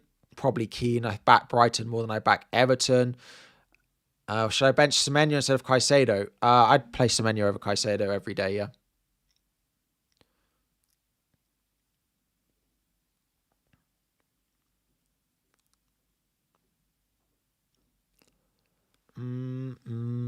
Yeah, if you've got Anthony, unfortunately, I do think I would be looking to sell Anthony. He was one of the players who did very well, and he needed to jump on and jump off at the right time, and I feel like I would be looking to sell him.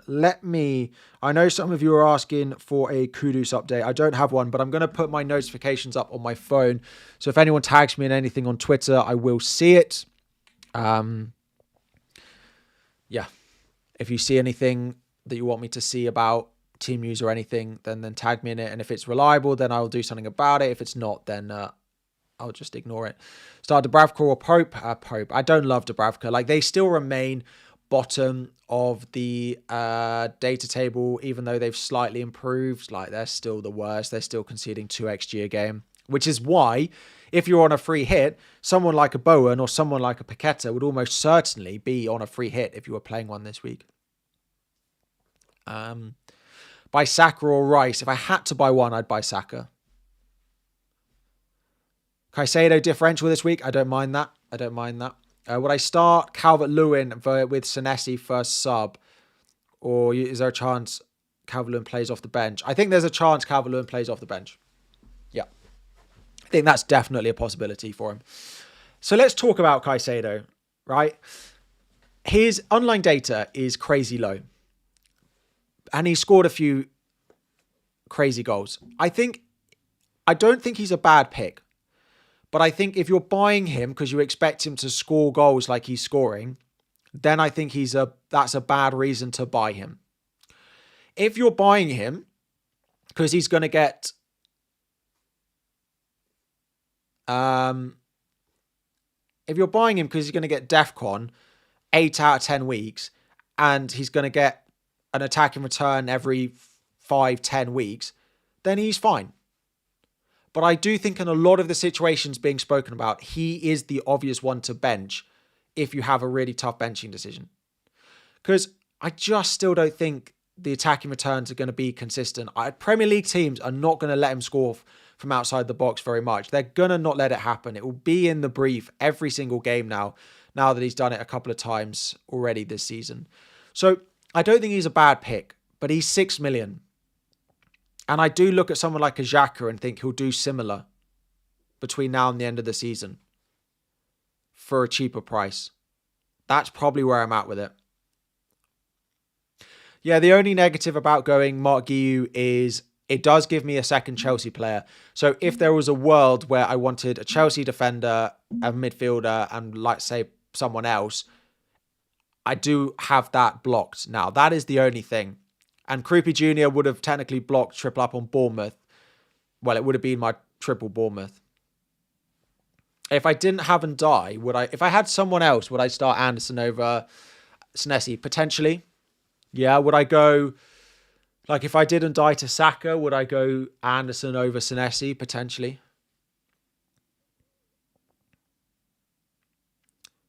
You've always wanted to ask if I do any other work other than FPL content. So no, FPL content is my full-time job. I am not saying I'd love to. I am trying to find something else that I can do I'll make content on top of it. Like I know Ross has just started his GeoGuessr account. FPL will always be my priority and it would never take away from the amount of FPL content I do. So don't ever worry about that. But the thing I do with quite a lot of is like I play quite a lot of FIFA, but the issue with that is that takes a lot longer to make content on and you have to like stream it. So it's really difficult for me to add that on top of what I'm already doing. So, yeah, I don't really have something I can do not quickly, but in a shorter period of time. So, what's my next? Who's next out of your mids to get transferred out? Almost certainly and die. Almost certainly. I've already wildcarded. Yep, I wildcarded in game week 6. Football Manager. Yeah, I could do.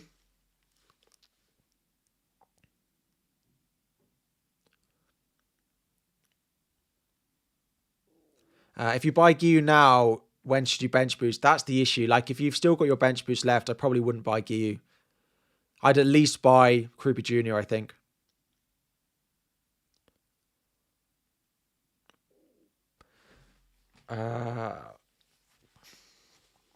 I also did a wildcard short. So if you're on free hit on wildcard and you want to take those out, I've done both of those.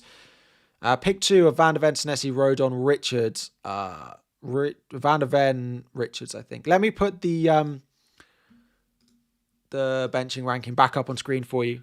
Is it a good week to bench boost? For a lot of people, yes.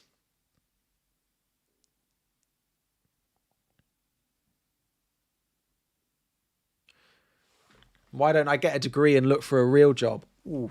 I already have a degree, and I had a real job for 5 years before, and I was doing this at the same time as it, and making videos at who knows what hour. Yeah. Achampong or Senesi. I don't think Achampong will start.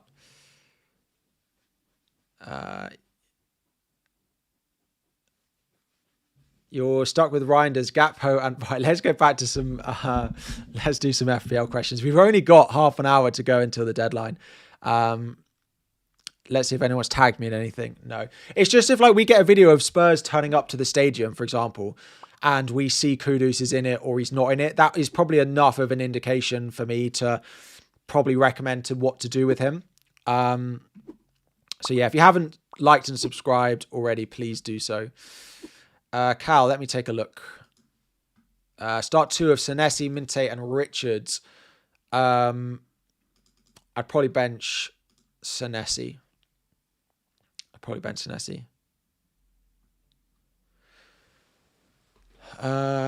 do I think? Sell Gyökeres and Reinders for Bowen and Sarr.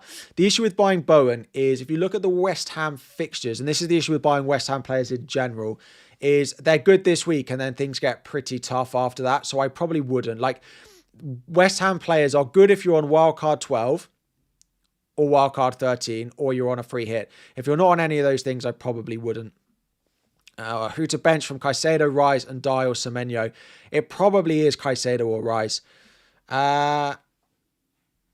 Jishnan, thank you very much for the super chats. You've sold your craze. Your defense is Gabriel, Senesi, Richards, Keane, Anderson, Bruno, Semenyo, Enzo, Sarr, Stack, who to buy, Timber, Rice, and Burma. Can't afford Saka. Yeah, I'd probably look to upgrade Stack to either Rice or Mbermo. Seems to make the most sense for your team. If Haaland doesn't score twice, surely Gabriel is a better captain. No, because if Gabriel keeps a clean sheet and doesn't get DEFCON and doesn't get an attack in return and so doesn't get bonus and he gets 6, Haaland only needs an assist to match that basically. So even a goal would be a better option. Like if Haaland scores and gets the bonus and he gets 9, Gabriel has to keep this clean sheet. And I think like I know like the chance of a clean sheet is really high, but we are speaking in a situation where it feels like the clean sheet is just presumed. He could lose his clean sheet and then it doesn't look very good at all. If you are absolutely convinced that Gabriel keeps a clean sheet this week, then yes, you should probably consider captaining him over Haaland. But I still don't think it's not nailed on. I think.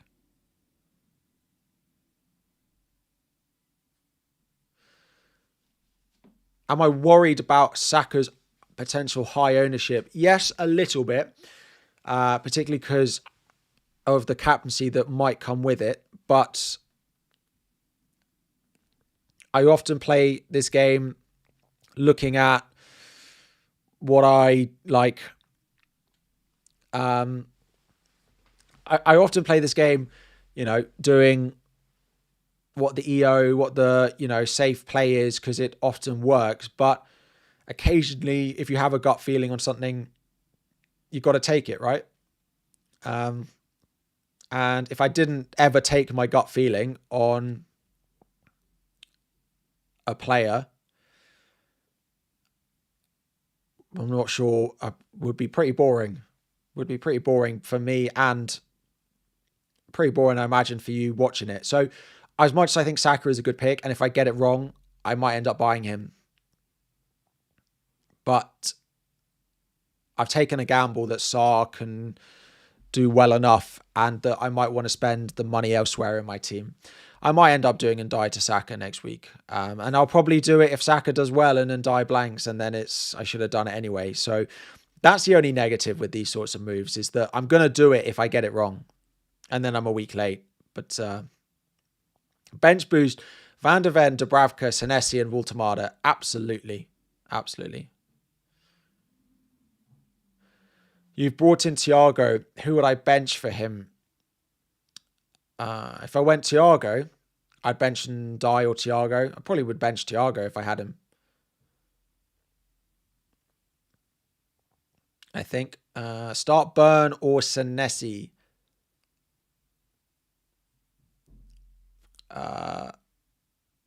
Burn over Senesi.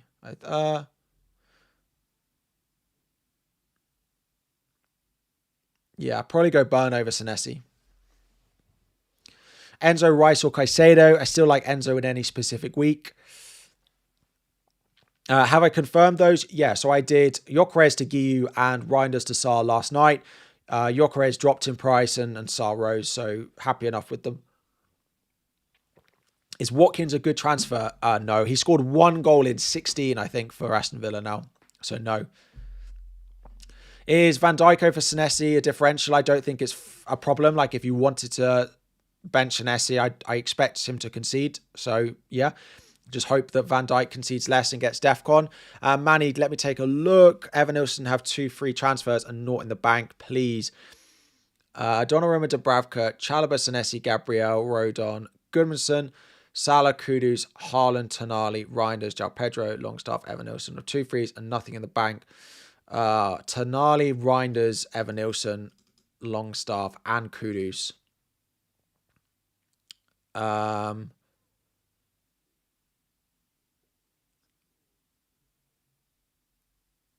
I'd sell Kudus and probably Reinders. But who can you get from that? I probably would sell Kudus and Reinders to like another mid, and I can't get anywhere from it though. How much is Tonali? He's cheap, isn't he? Yikes. Because you've gone Salah, Haaland. You got no Mateta. I mean, I would be tempted by Kudus to like a cheaper option than Evanilson to Mateta, probably.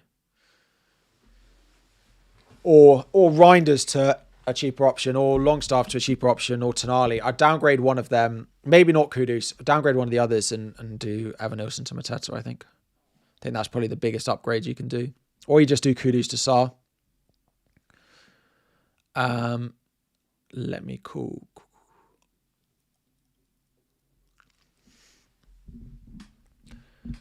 Can I rank Waltemada, Caicedo, and Mbeumo? Mbeumo top, then probably Waltemada, then Caicedo.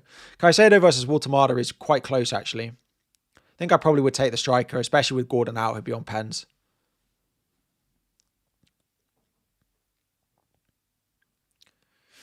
Captaincy poll, we did one. It was very heavily weighted Haaland, but I can do another captaincy poll. Start Rolfs over Dubravka. Probably not. Let's put that back up for you. Yeah, Rolfs below Dubravka, yeah.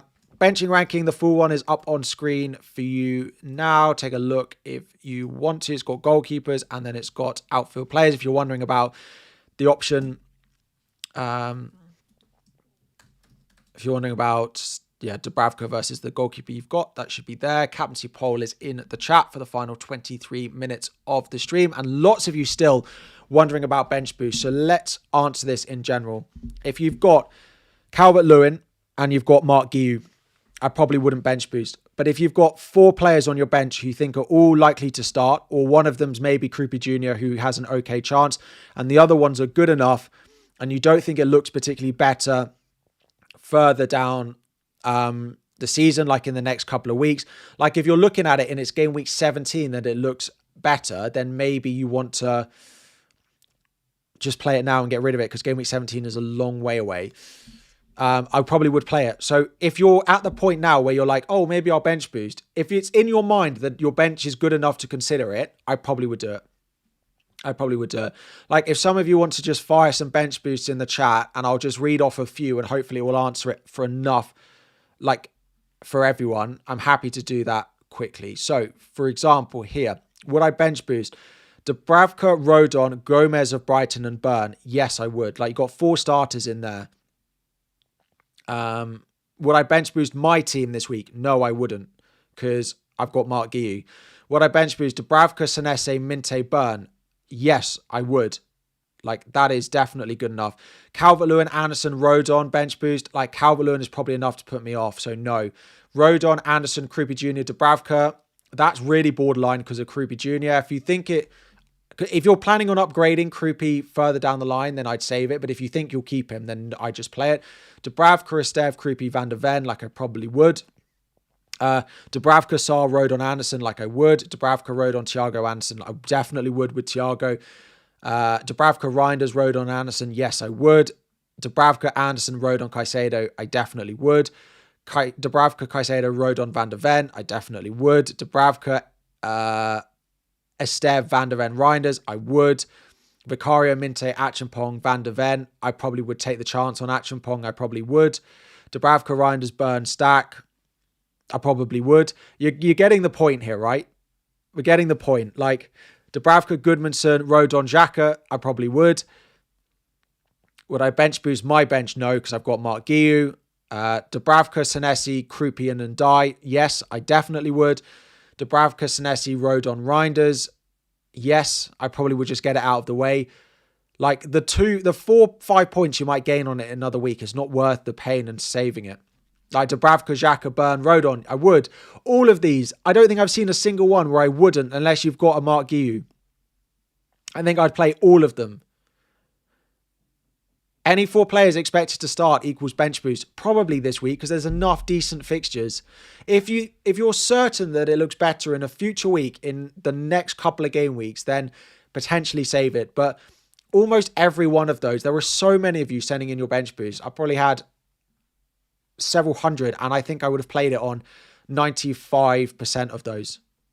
Like Dubravka, Welbeck. Like, Welbeck in his own right is enough for you to play your bench boost. People are benching Thiago. Thiago in his own right is enough to play the bench boost, regardless of what else is on your bench. Would I bench boost Burn, Dubravka, Rodon, Senesi? Yeah. I mean, that's 3 defenders, so I don't know who the attacker is, but if you could bench all of them, then yeah, I would.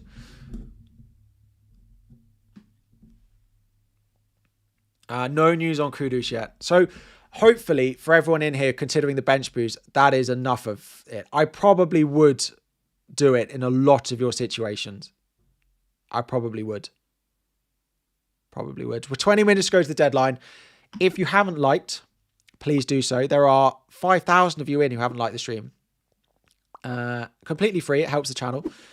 And subscribe if you are new to the channel. Would I bench boost Dubravka, Haaland, Gabriel, Saar? Yes. Those of you putting your best players on the bench boost. So yeah, in all of those situations, I think I would. If you've got Alderete, I wouldn't know because, yeah, he's out. Would I free hit if not wildcard yet? I plan to free hit in game week 13 at the moment. Dubravka, Caicedo, Van der Ven, Rodon. Yes, I would. Here we go. We're getting it. You can answer it. Put your bench and then put yes, I would afterwards. Yes, I would. Thoughts on going Reece James if you're going to bench him in 13? Simply Luke, good morning to you. I probably wouldn't if you're going to bench him against Burnley. I don't think I'd buy him just for this game. I'd see what's best for your team long term.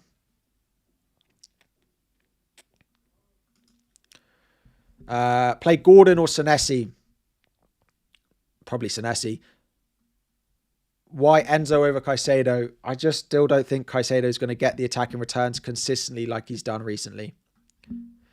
Bowen instead of Mateta this week. League Liga has Mateta. Also, how do I feel about Gibbs White instead of Semenyo for this week? This week specifically, I don't mind the switches, but long term, Mateta is definitely better than Bowen. And Gibbs White, I mean this in the kindest possible way to him. Well, not to him, to the asset and anyone who's got him. I think Gibbs White might be the most overpriced player in the entire game. Now, someone will tell me there's someone else, but I think Gibbs White was the most wrongly priced player in the entire game. Someone wants to shout someone else out that's more overpriced than Gibbs White. How he's 7.5 million, I will never know. It's been only Saar, Rice, Enzo, Thiago, Senesi, bench 2. Thiago, Senesi, I think. You think Salah? Okay, but Isak? Yeah, but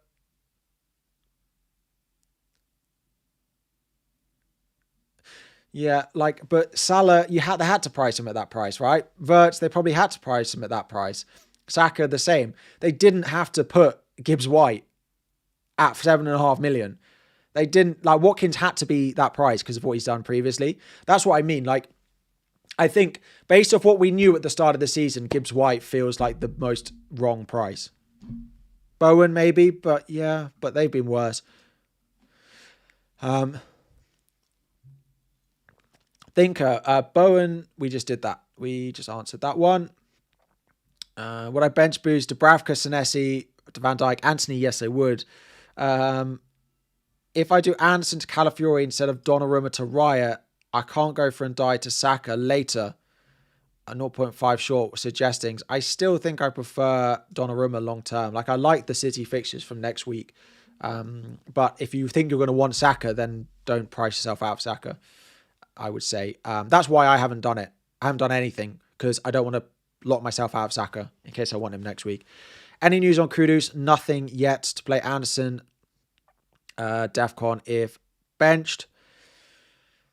Yeah, I mean, let's have a look, but I don't think, no one's tagged me in anything. I'm not seeing anything anywhere on it.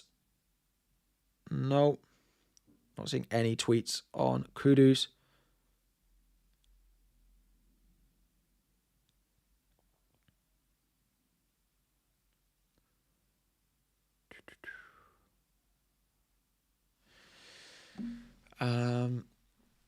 Start Dubravka or Pope. Pope. Let me put the benching ranking is in the top right hand corner of the stream in a minute. Why not Voltamada for Gyökeres? The halftime sub last week was enough to spook me. Enough to put me off it. How does Donnarumma and Timber points compared to Ryan Gabriel since you played the wild card? Want to know if I should have gone Donnarumma. Pretty sure Gabriel Raya will be quite a long way away ahead. Thoughts on Gabriel captain? I don't hate it, but I still don't think I think it would take 10 clean sheets in a row in the Prem and then them still to have Burnley at home for me to even consider captaining a defender. Would I take a hit to sell Alderete for a full bench boost? Dubravka, Welbeck, Senesi are fit. If you can go to a defender you really like this week, then yeah, and long term, then I don't mind it because you've got Welbeck in there. So yes.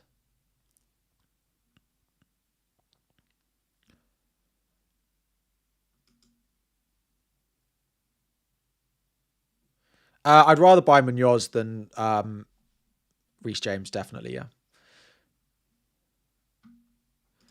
7 rares. Let me take a look. Captain Haaland or Joao Pedro? Haaland for me.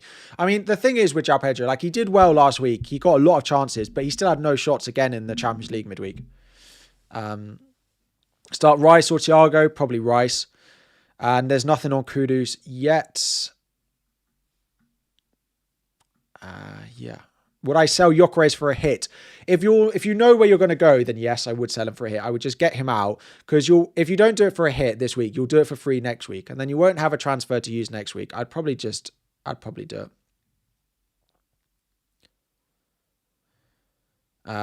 Which one should play, Senesi or Richards? Richards over Senesi. Is Cherki going under the radar? 5 goals and assists in the last 3.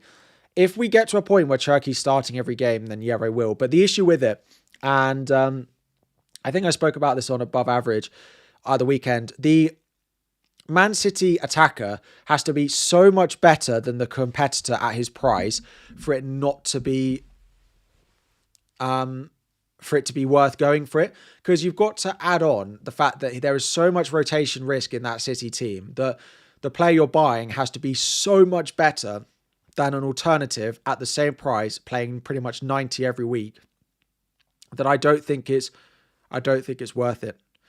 I don't think it's worth it.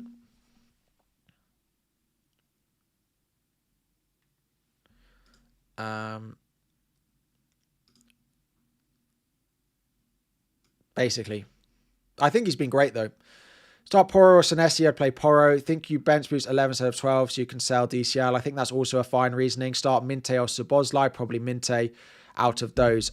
Thank you all very much for the super chats. We are into the last 10 minutes of the stream, though, so I will do my best to answer any that get sent, but I cannot guarantee it. Can I give a shout out to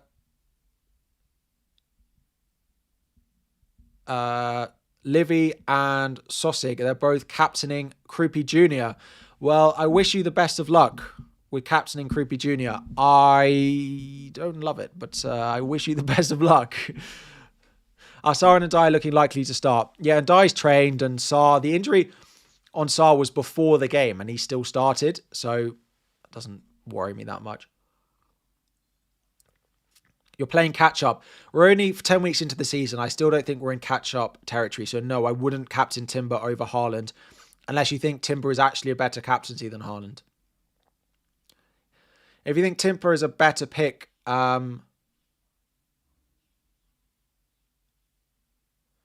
if you think Timber is a better pick than Haaland, then sure.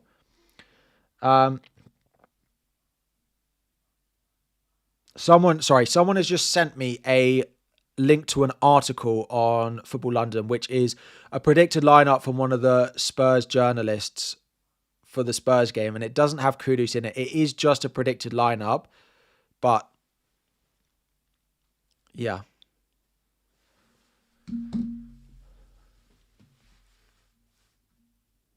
Why is Pope to Raya bad? It's a good entry. Pope has City. But I just think from 14, Pope is just as good a pick, and I'm not sure I'd make the swap. Unless you are not going to buy the Arsenal player anywhere else, then fine. Raya's just very expensive now. George, would I sell Voltemada for Thiago to get the extra 1.2 million and buy a Liverpool player next week? I wouldn't do Voltemada. I just keep the player and keep the transfer. And then if you want to sell him next week, you can. It might be that a different striker looks good next week. So no, I wouldn't. Haaland has only ever scored one goal against Liverpool. I think we had the same record. People had the same comment against Bournemouth last week. That he only had like one goal against Bournemouth in his previous however many matches. So, yeah. Do I think Saka's better than Dye this week? I do, yeah. But I'm not certain it's worth the transfer. I might really regret it.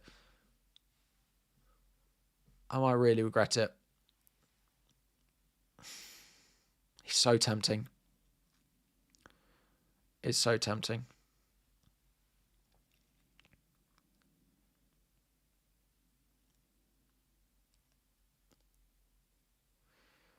I just think it's okay this week. Saka's going to score twice.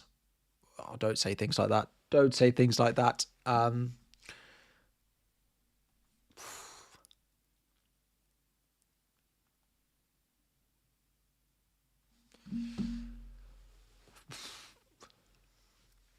I'd sell and die to get him.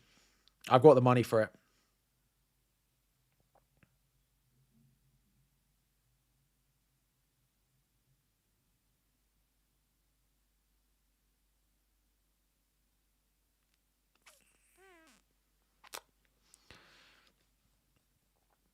Is burning a transfer a good thing? You've got nowhere to go. I'm sure you've got somewhere to go, even if you're swapping your cheap defenders around. But no, if you really have nowhere to go, then like it's not the end of the world. You're in a very good position then.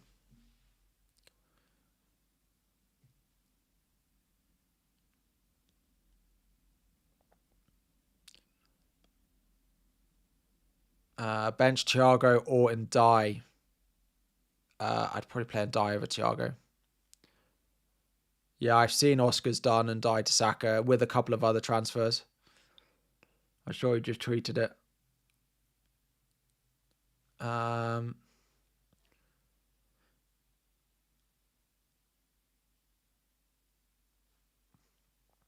If someone asked me Ndai to Saka, would I say yes? It's a good question. I probably would. The issue with that is not knowing the context of the rest of the team.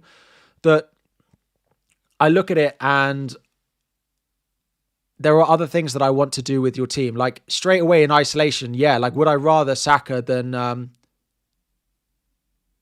yeah, I would. Like would I do and die to Saka? Yes. But that's in isolation. Like what do I think it does for the rest of my team next week if I don't? Just 2 transfers in the international break feels slightly... Maybe I'm overvaluing that. Yeah.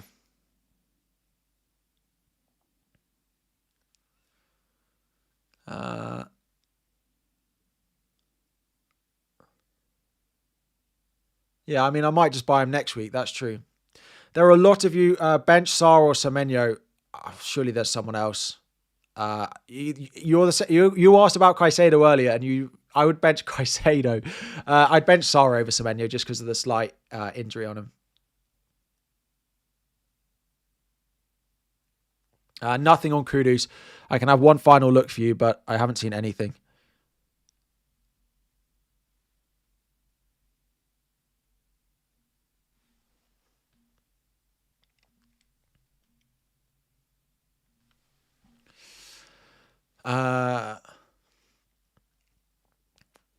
Right. I'm not going to make another transfer. I'm not. I'm going to roll the second one, the last transfer, the third one. I'm going to take it. I'm going to take a gamble.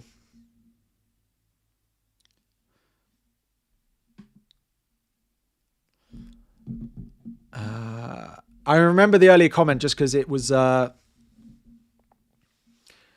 was a really tough benching ranking in it. Right, Voltemada or Mbermo and Dye. Mbermo's my favourite there, then probably Voltemada, then and Dye. Start Anderson or Rodon. Anderson. Let me put the benching ranking up on screen now for you. If you're looking for players to start or bench, please check this full list now. Who to bench from Caicedo, Reich, Ndai, or Semenyo? Probably Caicedo. Maybe Ndai, but probably Caicedo. Start Munoz or Keane. Definitely Munoz. If you've got Munoz, you never bench Munoz.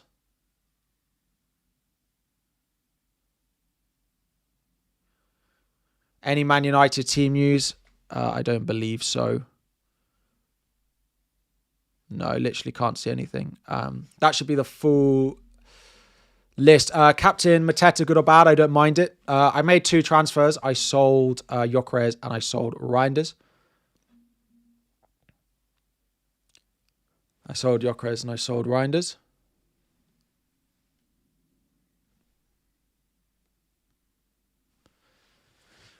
If Caicedo returns... Well, if you think Caicedo's good, start him. Don't... At the end of the day, you have to do what you want to do with your team. You absolutely have to. Saliba to Munoz. I wouldn't sell an Arsenal defender unless you plan on reinvesting it in something else. Why is Semenyo so high? Because I still think he's a good pick despite the recent performances.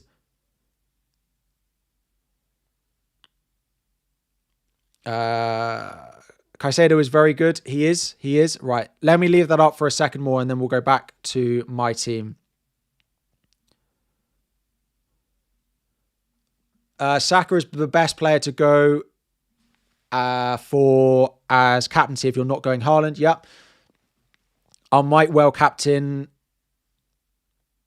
I might well buy Saka next week. Yep. I think I'm just going to captain Haaland for most weeks, though.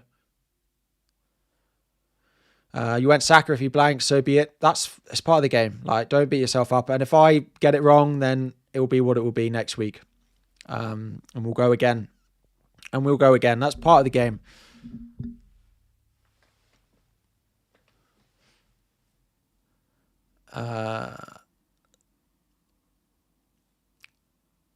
Captain Marino in your free hit. Marino on a free hit is definitely a nice punt. Yeah.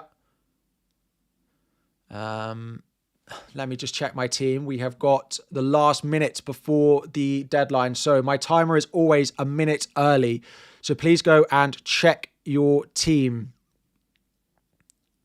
Please go and check your teams. Make sure your captaincy is where you want it to be. Make sure your vice captain is where you want it to be. Make sure your transfers are done as you'd want them to be. That is going to be my team for the game week. I'm going without Saka.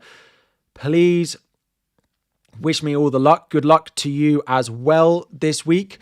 We are going to not do any more questions on this stream as it is the last minute, and with a little bit of stream delay, please go and check your teams. Make sure everything is as you want it to be.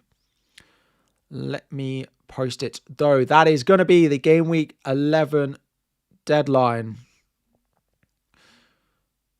What did I do? So I did Gyökeres and Reinders.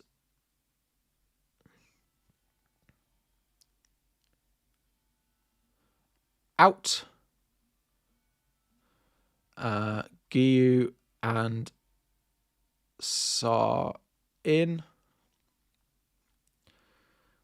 3.9 million left in the bank. Decided not to buy Saka this week.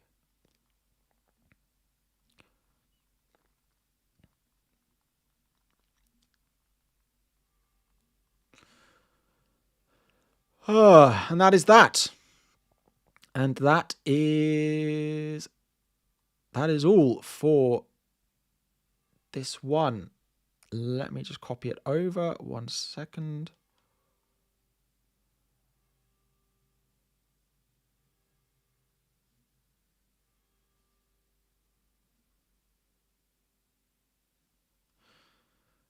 There we go.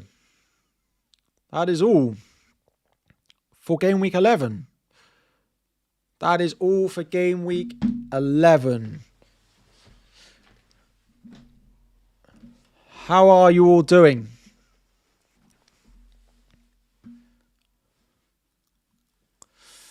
And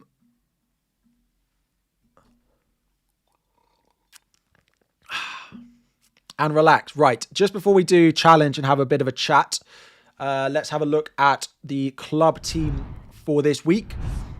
That doesn't have my camera put into it yet. Let me fix that. I need a prediction for a player in the chat who I'm going to get this in this pack. I've also got an upgrade. Nice little upgrade. If you want to download Club, you can do it with the link in the description. You can scan the QR code. Make sure you join my league. We are so close. We are so close to 2,000 members in this league. So if you are not in the league already, make sure you've joined. Right. Who are we going to get? Let's see. If you want to download, honestly, I do love it. I play it every single day. It is so much fun. So much fun. How many times have I rolled? So I've got 2 going into next week. Yeah, watch it be Saka. Saka is very hard to get. Core.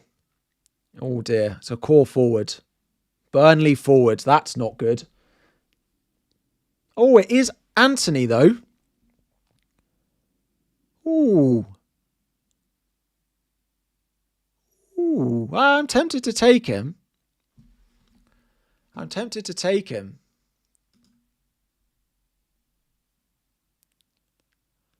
don't know if he gets in this week though. Oh, he might. Hang on. I need to look at that after. Right. Let's go back and have a look at the fantasy challenge. So this week, it's like if you win the challenges, you get your like name in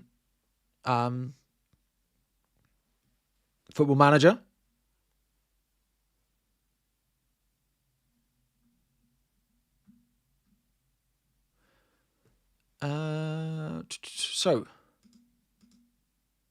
Captain Haaland.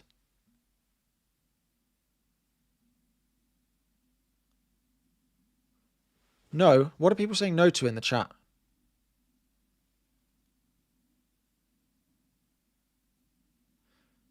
What are people saying no to? Oh, it's got a really long slow mode on. That's why people are waiting to let me turn that down.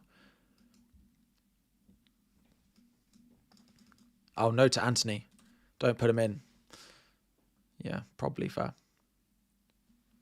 I had the space in my squad, so I took him, but I'll probably just sell him again.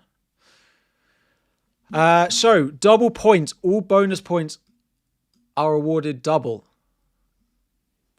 All bonus points are awarded double.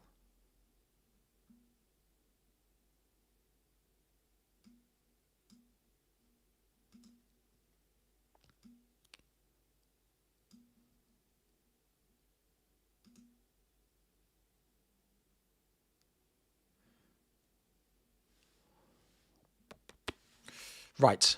Who bonus points are awarded double? Like, who's good for bonus? That doesn't feel a very exciting one. Hang on. I can't even see what's going on. There we go. Bonus points. I'm going to take Pickford. Pickford likes a bonus. In defence, I feel like Gay loves bonus. Or I go Munoz and hope he... Well, we all know who I'm going in midfield, right? There's only one player. There's only one midfielder I'm picking.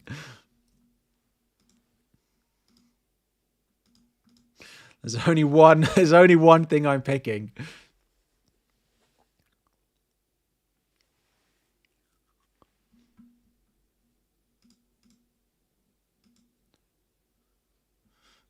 Had to be. And we're going to go Declan Rice in the other one. Oh, too many players from Arsenal. Can I go? Okay. I can't go Chalobah. All right, Chalobah's going to have to come out. João Pedro's going in. Defenders. Who are we going to pick? Who are we picking?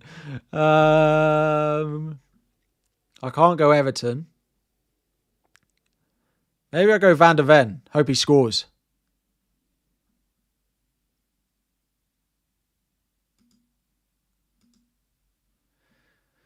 Yeah, maybe I'll go in Burma. Yeah, I like that. Anyone who's a threat to my rank goes in my challenge team. Basically, is how this works. Cucurella, not João Pedro. No, we'll go João Pedro. I need a forward or another midfielder, or I need a defender. Oh, I could go Munoz. Yeah, let's go Munoz. And I need one more player from any position. Let's see what the chat's got to say. Who's the final player who's going to make it into Bowen? I've got no Haaland. Oh, Bowen's a good one. Yeah, Bowen. I like that. I like that shout.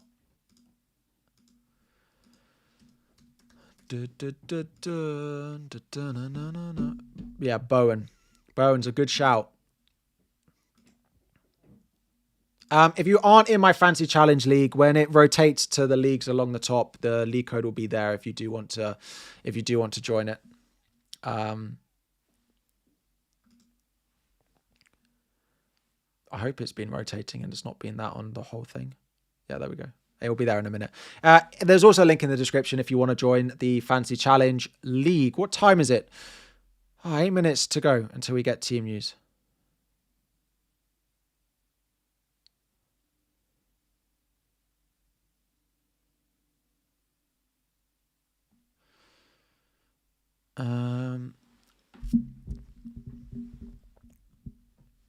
Not like the random we sell any card. What? I sold my card to Lucas Paqueta. Who am I going to swap out for Saka? If I buy Saka, it'll be for and die. But really, the debate for me this week was Sarr versus Saka. And that's the gamble I've taken. I've got like 4 million left in the bank. 3.9, I think. I saw a pigeon yesterday.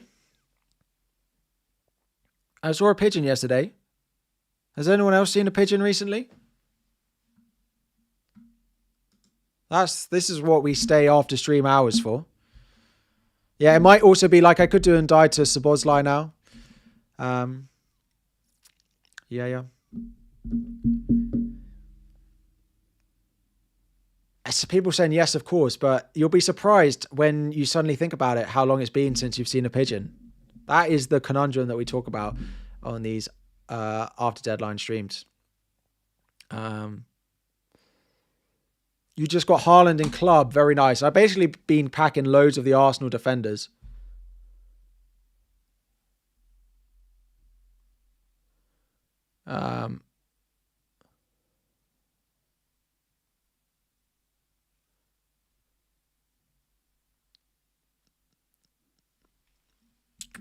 Am I going to the game tonight? I am, yeah. Butterflies. Well, there's a question. I haven't seen a butterfly in... they might be extinct for all I know.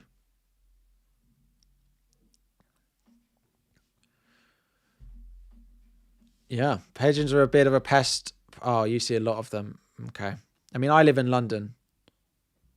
But so there are a lot of pigeons, but you just don't like remember seeing them. They're just like there. No, I've already played my bench boost. You have pigeons in your garden. Oh, I see. I live in a flat, so how much time does club take per week? Not very much, depending on how much you want. Like basically every 3 or 4 hours, you get a new pack, and if you like the player, and the pack takes like 20 seconds to open, and if you like the player, you take them. If you don't like the player, you leave them. So it's like 20 seconds or a minute 3 times a day.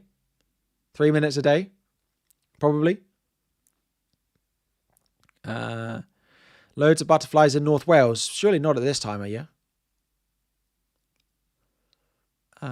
What's my thoughts on Garnacho, non-FPL related? I think he's been fine. I don't think he's our best wingers at the moment, but have I visited all the football stadiums in London? No, I've been to the Spurs Stadium. I've been to the Chelsea Stadium, of course. I've been to the Arsenal Stadium. I want to do Brentford. I haven't been to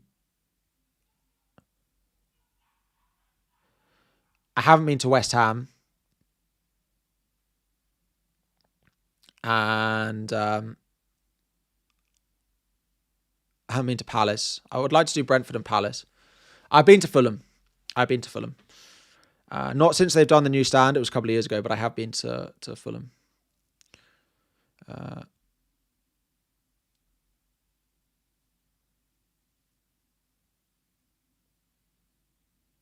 Reckon Delap starts? Yeah, probably. I would expect him to, yeah.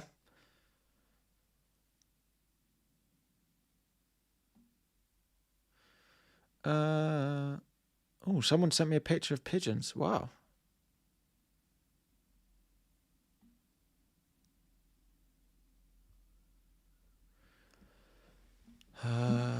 Do I travel away? No, I don't. I mean, I go spend enough time at Chelsea when they play at home. So no, I don't go away from home. You're using bench boost this week. You have 3 free transfers. Should I do Reinders to Saar?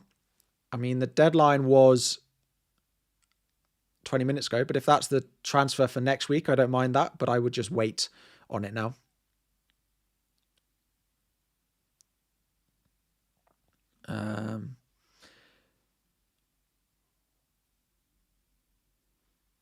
Love from Sydney. I'm actually coming to Sydney in January. I realise I'm going to Sydney in January and there's a Tuesday deadline.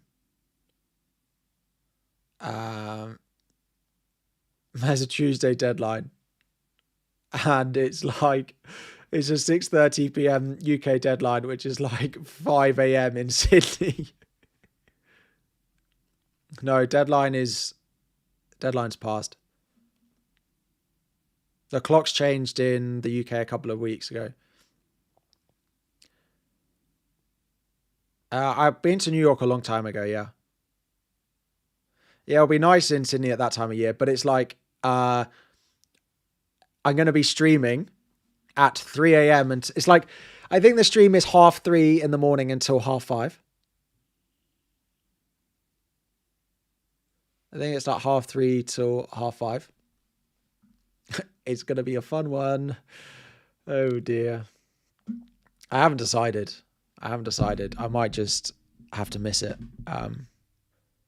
But I hate missing my streams. I hate it. We'll see. That dedication is unreal. I know. I haven't decided yet. My gut instinct is I'll do it because I never like to miss a stream unless I can't do I can't do it for like a definite reason. If I can make it work, I do my best.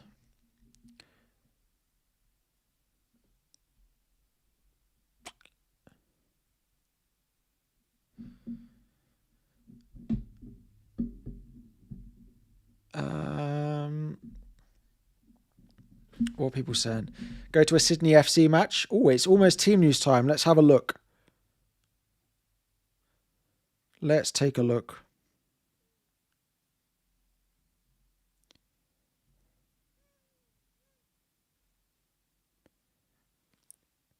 Have I ever missed a live stream? Yes, I have. I do my best not to, though. I do my best not to. Here's the team news. Man United, Bruno starts. Sesko benched for Mazraoui. Mazraoui, De Ligt, Maguire, Dorgu, Shaw. That must be Ahmad in the 10, right?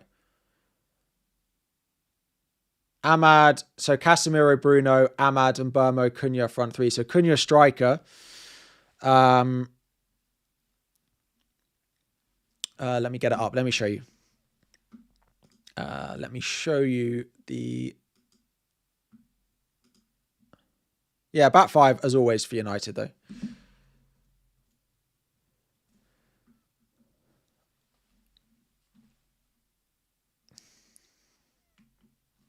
That's them.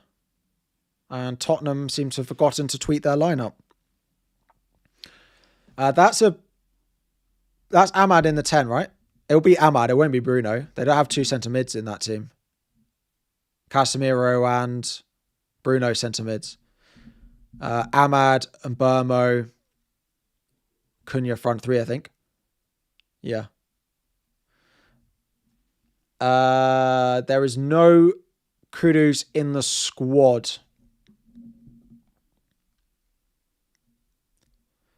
No Kudus.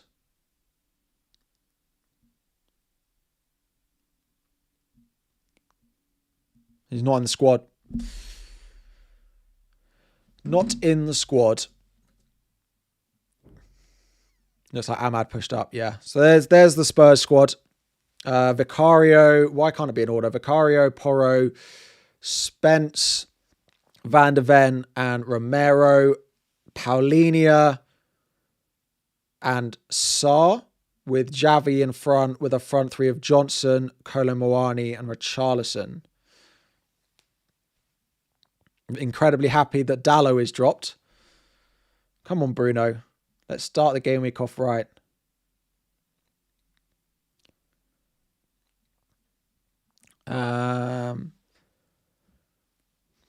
I'm coming to Australia in January because it's the Ashes. And also one of my friends is playing cricket down there. He plays cricket here, but of course it's not the season, so he's going there to play. So I'm going to visit him, watch some of the cricket, Sydney, a bit of the coast. I can't quite remember everything. Would I consider Saka next week? Absolutely. I can't remember if Melbourne's on our Melbourne is on our potential. I can't remember if it's on our list. Yeah. As what level did I reach as a football player? I played at school. I played at uni. I played like Saturday League. So I don't know what level that means I reached. Well, take it on my list. I'll do my best. I'll report back.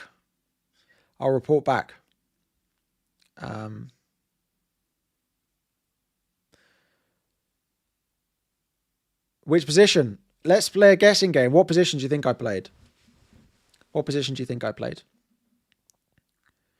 And I actually started in one position and ended in another. Mbappe levels, yeah. I was close to him. Left wing. I mean, left wing. If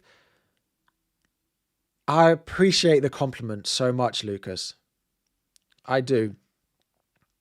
Left back in the changing rooms, Waterboy. Whee! Left wing is a compliment I appreciate so much. Right, so I started up front.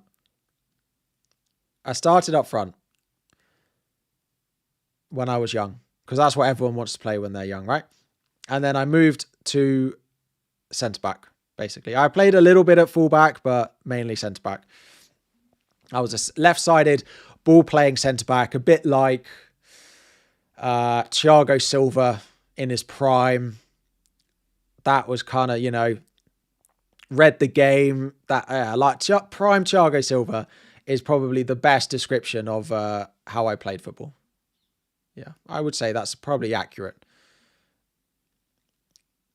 A bit like Michael Keane. No, not Harry Maguire either. Prime Thiago Silva.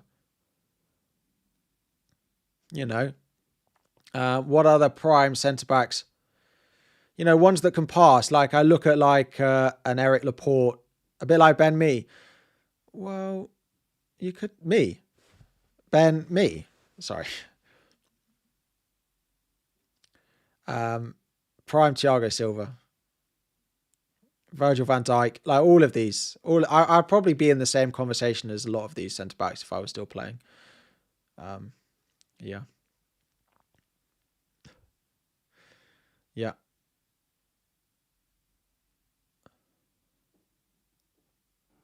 I'm not in Australia soon enough to go to the Melbourne. Why do I keep saying it wrong? Puyol, yeah, like all of these. Prime Silver, yeah. I know, like I was at a bit of a crossroads, in my career. I had the choice. Do I go and be a Premier League centre-back or do I go and play FPL full-time? And that was basically the decision that I had to make. And I chose FPL.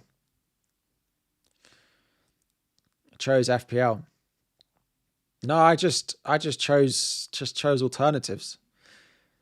It was a real 50-50 call.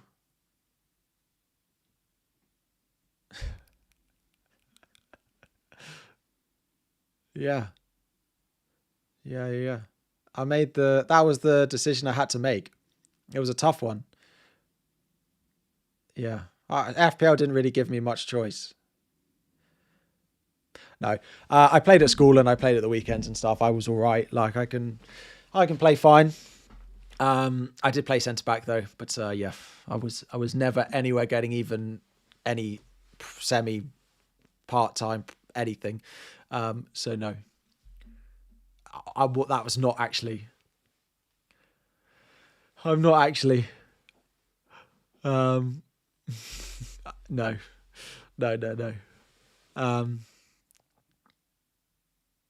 I would have been so actually if you so.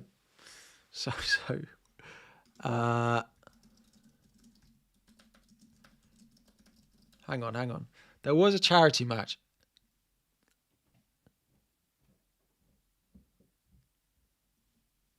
Is it this one? 20. What year are we in?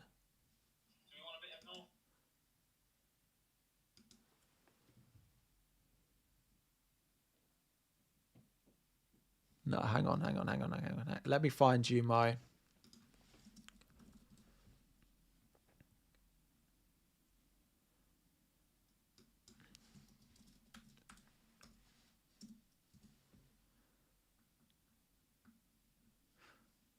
Hang on. Let me see if I can find it. I'll find you my highlights.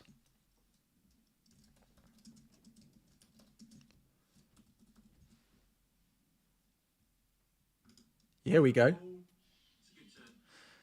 So there was a charity match. That was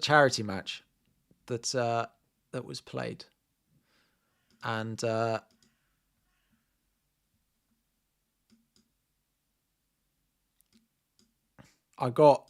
we won. There I am. There he is. Yeah, there I am. Let me see if I can get any of my nice clearances up. All right, this is the start of the game. There I am, just shepherding it out. Look at that. I was a big DEFCON. If they had DEFCON in this charity match, here I am. I'm even taking goal kicks. Oop. Oop. Whoa. Look at that.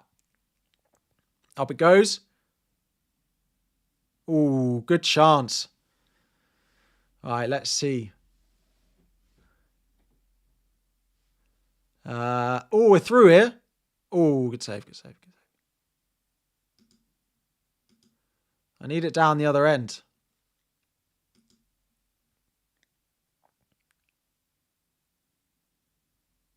Hang on, here's my chance. Right, so right at the end of the game,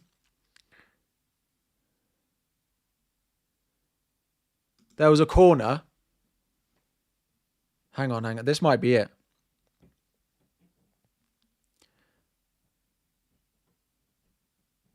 And I ran up the other end of the pitch.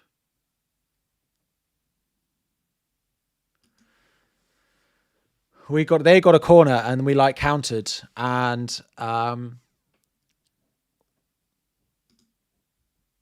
look, I look absolutely knackered over there. There I am.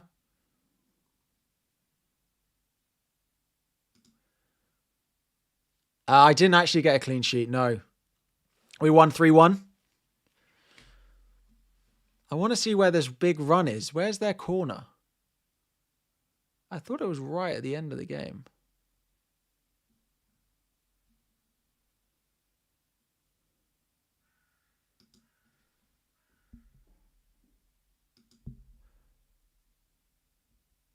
Does this go for a corner? Look at that. Everyone's knackered. Yes, I'm left-footed, yeah. I want to find this chance at the end of the game that I had.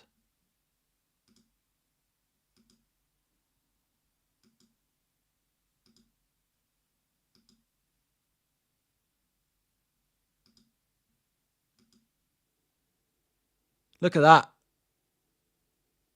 Look at that defending there. Wow. Look at that.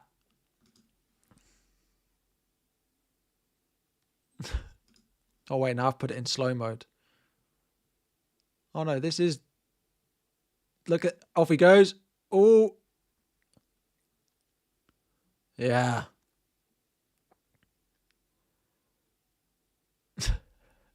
Hang on.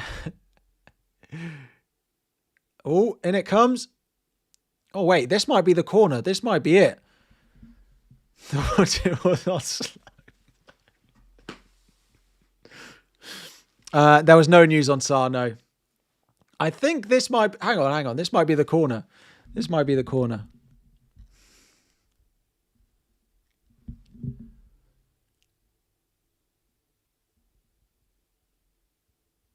Oh, no, it's not. Yeah, it is. Look. Oh, I was through on goal in the last minute. And I mistimed the touch.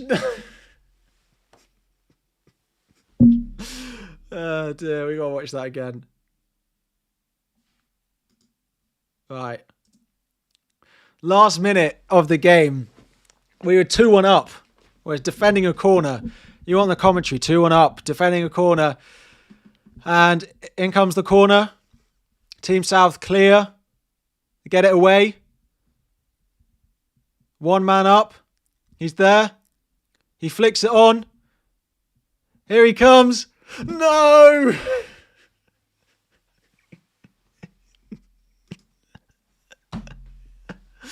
Oh, dear. That is good, that. Oh! It could have been. I literally was too busy thinking about what celebration I was going to do. I know, what a ball. I was away. I was away. Yeah, 90th minute. Great burst of pace. Here he comes. Here he comes. Oh, no. Oh, what's he done? What's he done there? Oh, he looks like a fool. Oh, dear.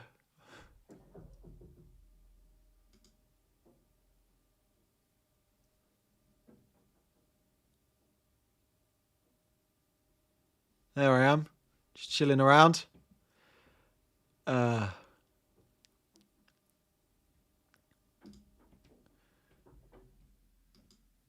Dear. That is funny. That is funny. That is funny. Here he goes. Where is he? He's coming for me. Yeah, look at that. DEFCON. That is big DEFCON right there. 2 right feet. Well, I'm left-footed, so that's not a good start. Look at this, right? You ready? Look at the DEFCON here. Look at this tackle. Goes round his man. Here he is. No. Ah, having none of that. Yeah. DEFCON again. Ole, ole. Yeah, they saw me play and decided to add DEFCON into the game because they thought players like me should be rewarded. Yeah. Nacho's goals are much less exciting. Here we go. Up in the air. Oh. Yeah, literally. I'm just like Senesi, basically. Oh, here I am. I'm back taking goal kicks. Here I am. Yeah, 3 points. And I actually got given 2 bonus points. So with DEFCON, I would have had a 6-pointer. Yeah, imagine that. Conceded a goal. I got 2 bonus. Look at that. Whoa. What? Look, he's just set up a chance again. Oh, that is a red card. That they didn't even give that as a foul. They didn't even give that as a foul. I remember this. Absolutely outrageous. Tell me if you think this is a foul or not.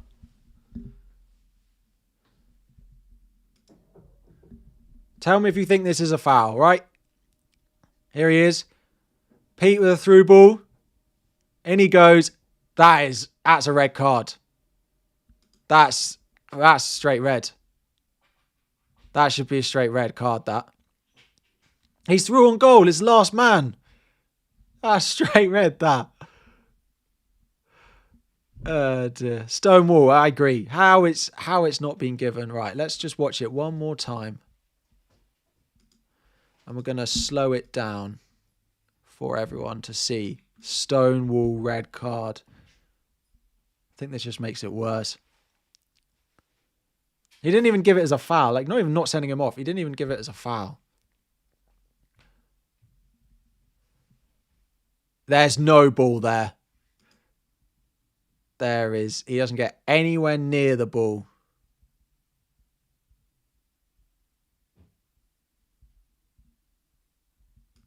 Right, last time. Why am I still live? Because I need someone to tell me if this was a red 100%. Look, he doesn't get anywhere near it. It wasn't even given as a foul. Yeah, that's...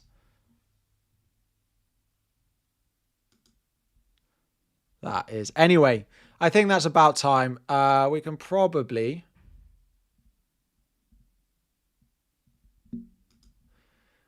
wrap it up there.